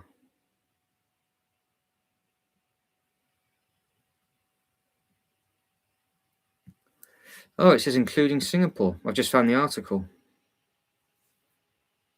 Is that launching now? Right, hang on. Right, so this is the press release from the Lego Group about Pokemon. So it says Lego sets Pokemon won't be available in certain markets.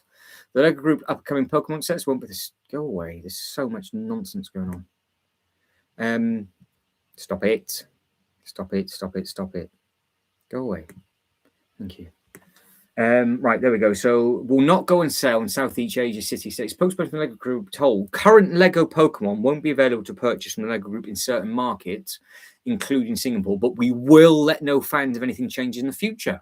No word yet on whether other markets will receive Pokemon Lego sets next year, but the Lego Group has contacted. See, this is what really, really pisses me off about this kind of stuff, because it all goes the ambassador network, and nobody ever mentions it. It's like, surely if you were part of the ambassador network group, that would be one of the first things you would mention. You'd be like, oh yeah, it's not going to be released. This is the press release from Lego. This is what it's all about. I'm going to show off X, Y, Z. And they just don't bother. I don't understand why they don't, because it was the same thing with the Smart Brick as well. Because the Lego group never announced that the Smart Brick was only going to be available in those certain countries. And it's only because of websites like this, which is lucky, that is actually affiliated with the Lego group, that do get it. There's no immediate obvious reason for the theme exclusion from Singapore either. Pokemon has a significant presence out already, including the first Pokemon Center in Asia outside Japan. Yeah, exactly. So they've got a couple of different bits. I knew they had bits and pieces over there. So we know that Legaport and Singapore are close. Probably we know about it used to belong to Mega. Yeah. Oh, I wonder. Oh, I have to do a bit of research into that and see exactly what that's all about. Oh, they've got a different. Oh, so there's a. Okay. So who are they then? KEEPPLEY. So this is always good to know. So KEE. So I wonder if they're just waiting for that license to run out so they can actually do it. KEEPP.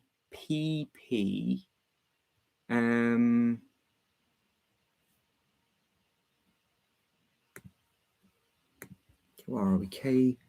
KEEPPLEY.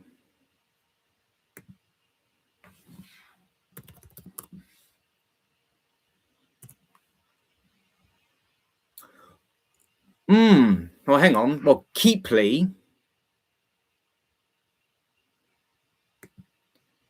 Well, that's a bit bizarre, that, because they've used the image from Mattel. But Mega hasn't got the license. But I wonder if there's conflict. So this is a different company that produces their own sets. But obviously, will they sell other stuff? And it's a Christmas tree. Not ideal. That's it. That's all I get. This is the problem. I can't ever see stuff in the UK. Or are they copying stuff?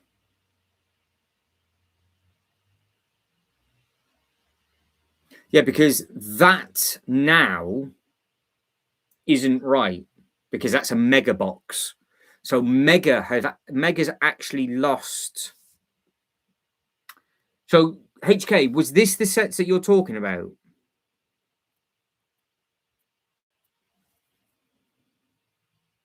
Because if this is the set that you're talking about, Mega has lost the license now. So Mega have now moved on to Mega is now Mattel, and Mattel's now moved on to Hot Wheels and all that kind of stuff. So this, because we got this in the UK, John got this over in the States as well. They now no longer have the license for it. So I wonder if there's problems with these. Oh, that's an interesting thought. Isn't it a shame though that you're going to miss out on stuff like that? If it's to do with this, I can't see this being the reason. There must be something that I can't see, I would imagine. So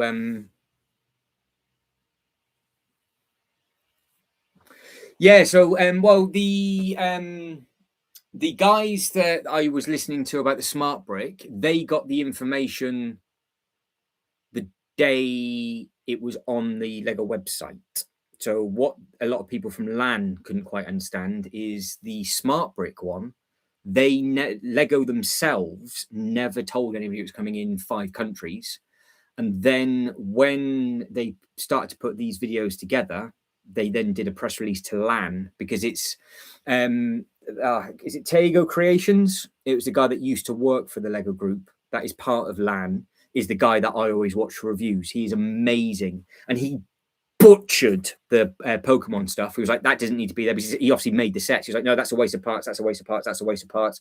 If they didn't put these parts in, it would be this price and it'd be much cheaper, blah, blah, blah, blah, blah. He's amazing. And his reviews are really, really quick and snappy. And he even said, don't know why, but apparently it's only going to be for 5 things. And he was writing it all up in his, the content creators can do the posts.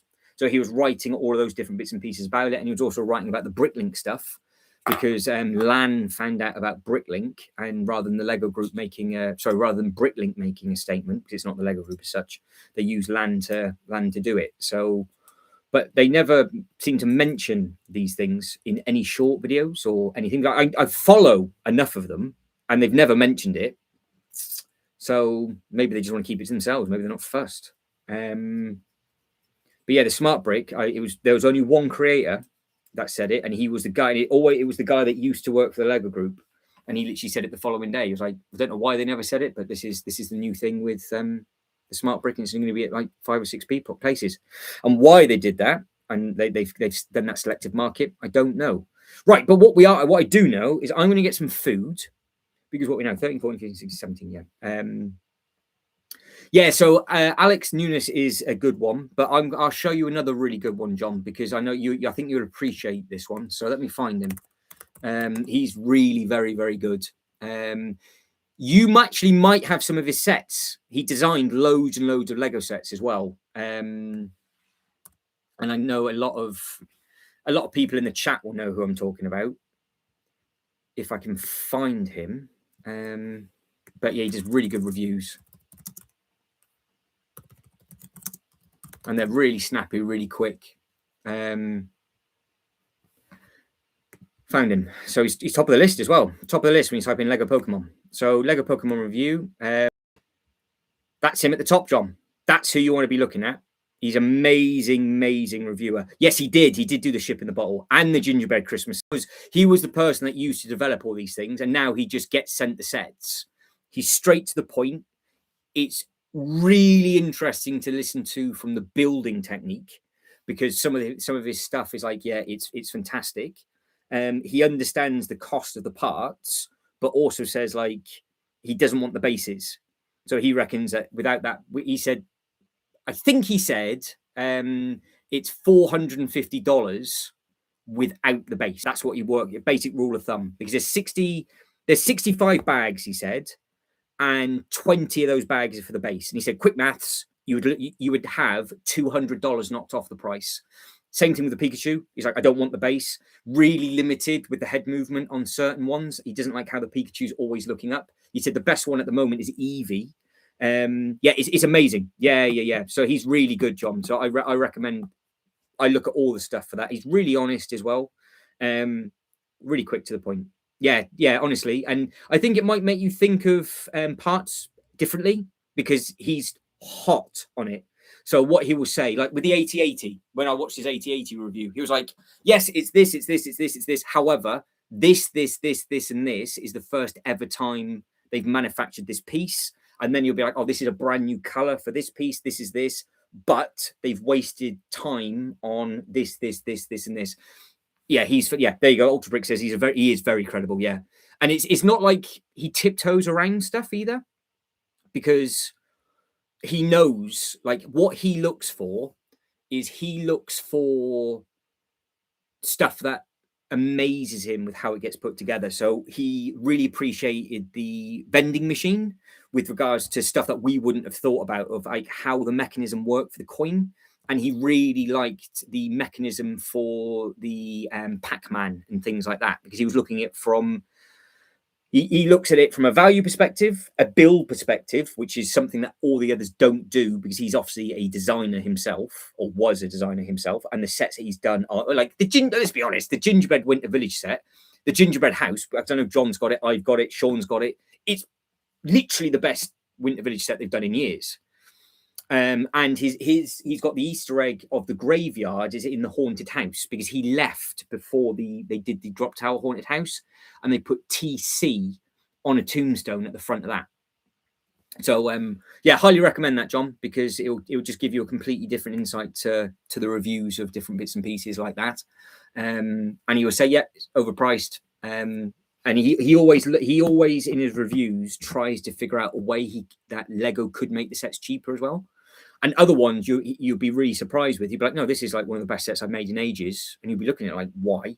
And then all of a sudden it's like this, and you think, oh, okay. So then you know that it's going to be a good building experience as well. So yeah, I've used him for tons and tons and tons of stuff. I really do like him. So yeah, he's definitely worth a follow. So there we go. I've never met the chap, nor is he ever going to meet me, but yeah, he's very credible, I think. So but yeah, it'd be interesting to see what they do in the future for the bits and pieces for Pokemon then. Right, so we've done a thing, haven't we? I think what you can see now is exactly what I wanted to achieve. The Gingerbread Castle by Sleepless Nights. Oh, what was that on Rebrickable? Hang on. Gingerbread Castle. Sleepless. Don't start teasing me with, oh my good gracious. Lego Mock by Sleepless Nights on Rebrickable. Oh, Sean. Sean. Yeah, so there you go, John. So that's why I've always looked at bits and pieces from a price to part ratio. I know it's not perfect maths, but he makes sense of it. It's like, oh, yep, no, that's far too much. Yeah, I can see that, and he breaks it down amazingly, and yeah, it's very, very, very clever. But yeah, he was like, Eevee by far. He said it by far. It's the most superior build. He said the actual Pokemon builds for the big three are a really enjoyable thing to put together, but he doesn't want the base. So it would have been $200 less without the base. And the Pikachu, it angered him because it can only go backwards. It can't go forwards. And he talks about like all the pivot points and all the bits that we don't really think of, but also talks about like the R&D and how long it would have taken to develop those bits and why. He just breaks it all down for you. So it's a bit more of an insight. And also, yeah, I think you'll appreciate it, John. So there we go. But here we go. So this is what I'm going to be building without a shadow. Do you say that these are free? So it's 3,971 pieces. That is outrageous. So if people don't know what this is, Rebrickable, I say this again, is a place that you can download instructions. Now, I've just found out that oh my good Lord, Sleepless Nights has put all of his instructions on here for free, I suppose. So there you go, Art Nova Market Street. So John, something like this, look, if you've got the part usage, you could build this out of your spare parts. That is madness. So that is 100% going to be built. That is absolutely incredible. And I want that just for a silly Christmas display. And it's a full-blown castle. It's going to be the same size as my thing. The only thing is how expensive is it to source the parts? That's the problem, because obviously you've got to source the parts yourself. So free instructions. Right, okay. Right, okay, let's work this out then. So many of you adventures about the Fairy Tale Castle. Main focus is the external decoration, but there's more to it. The main hall has accessible and playable interiors with the 2 levels, including a dining room, bedroom, wine cellar. However, the turrets are inaccessible. Now, let's just, for the sake of people that don't actually know who this person is, in case people are like, well, why are you going on about that? There's a set that Sean is currently making. So let's just put two and two together. Which is this. So this is making the rounds at the moment. It's the designer, Sleepless Nights. This is the one that he designed, and it won. So that's why everybody's after more of his sets, because they are naughty. So yeah, very, very, very nice. With this, it says it's going to give you dimension. You can use a lighting kit for great effect if need be. There are a number of parts in the inventory as marked as no color / any color. These are bricks that are hidden, are handy to know. So any color can be used. Maybe a good idea to use blue or gray as they're cheap and none of these colors are used anywhere else in the build. This way, you're not accidentally use up some crucial parts needed later on. Well, that's handy to know, because again, it's different colors for these kind of things. Other mocks, similar mocks by other designers. So yeah, loads of gingerbread bits and pieces, loads of stuff. So yeah, it's nice to see these things. So yeah, I think we'll be doing a rebrickable thing. Don't worry, we'll be doing to that. What's the inventory? What do you actually need? Standard parts. So these are all the parts that you're needed. So this is where you look at parts differently, because you've got no choice but to pay for this. Are you getting twitchy, Sean, by any chance? I am. Look at all of these. Very, very, very nice. I think I'm going to do that. Because I'm going to have the gingerbread 8080 with the giveaway train and all the other little bits and pieces. That would make a beautiful, beautiful addition to my winter village. Yeah, I was going to say that's probably that's the problem. It's going to be expensive, but going by the Bricklink costs and the part usage on this, that's going to be what the price is for that. So this is the flip side of the coin. That's why some of us look at parts for this specific reason. It depends where you can source them from, though, doesn't it? Because if you can get lucky and get into a pab wall and get a load of the masonry bricks, if that's what's needed, you could then obviously knock the cost down. Yeah, Sean, let us know. We'll source the parts together, I think. Yeah, absolutely. But yeah, this is something that I will be taking a deep dive into, because I'm going to do the Bricklink stuff. Then we've got all the Lego ideas stuff, and then we'll be looking at the rebrickable stuff, because yeah, there's so many good sets on here. But no, that is an absolute must. I can't believe they've just done the instructions for free. That's mad. Absolutely mad. So there we go. Sleep, because we all know that how beautiful this. So you know that the other one's going to be good as well. So yeah, that's madness. Right, guys and girls. So John has been given some information with regards to one of the better. He's up there. He's right up there with regards to different bits and pieces. I am going to grab some food and then kick things back off again for another long stream from 8 p.m. UK time for the Bricklink stuff. And then we can carry on looking at all of these kind of things as well later on. And then tomorrow, I'll carry on back in here, because we've got to get all the medieval stuff back. And I haven't got a clue where that's going now. So, gingerbread train. What I'm going to do, Sean, is surely there'll be an actual full-size gingerbread train that somebody's done. So that's going to be a must. Surely that'll be a big thing. Well, yeah, because gingerbread giveaway train might be a good part out for this, exactly. But I wonder if you can actually get a big train. But no, thank you very much for joining me this evening, or this afternoon. Sorry, I'll give you a quick recap of the show and tell of all the different bits and bobs. Let me just do this. So this is a quick recap of what's been done. Right, so this is tomorrow. This whole area, we've got to figure out what we're doing with this, if anything, because this could just be space, which is fine. So this could be space. The other side of the roller coaster could be space. So this whole area, potentially tomorrow, won't have anything on it apart from the gates, the loop coaster, and what else. This just gets moved over, and we'll have 1, 2, 3, 4, 5, 6, 7, 8, 9, 10, 11, 12, 13, 14, 15, 16, 17 base plates of space.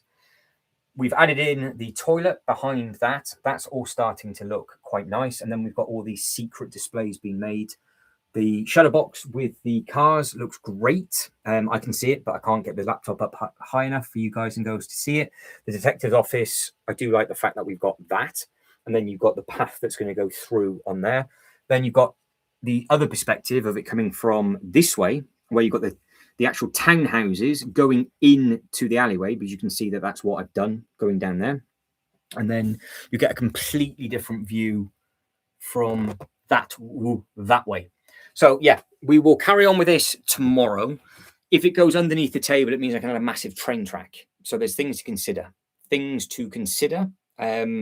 We could potentially just add one set to my left as a Easter egg of what's in the collection. So say, for example, Rivendell could potentially go just here, but all of the other stuff like the castle goes underneath. So we could get away with one. We could just put a castle here. There's things that can be done. Maybe the Shire might work better there because it's all with the greenery and yada yada yada.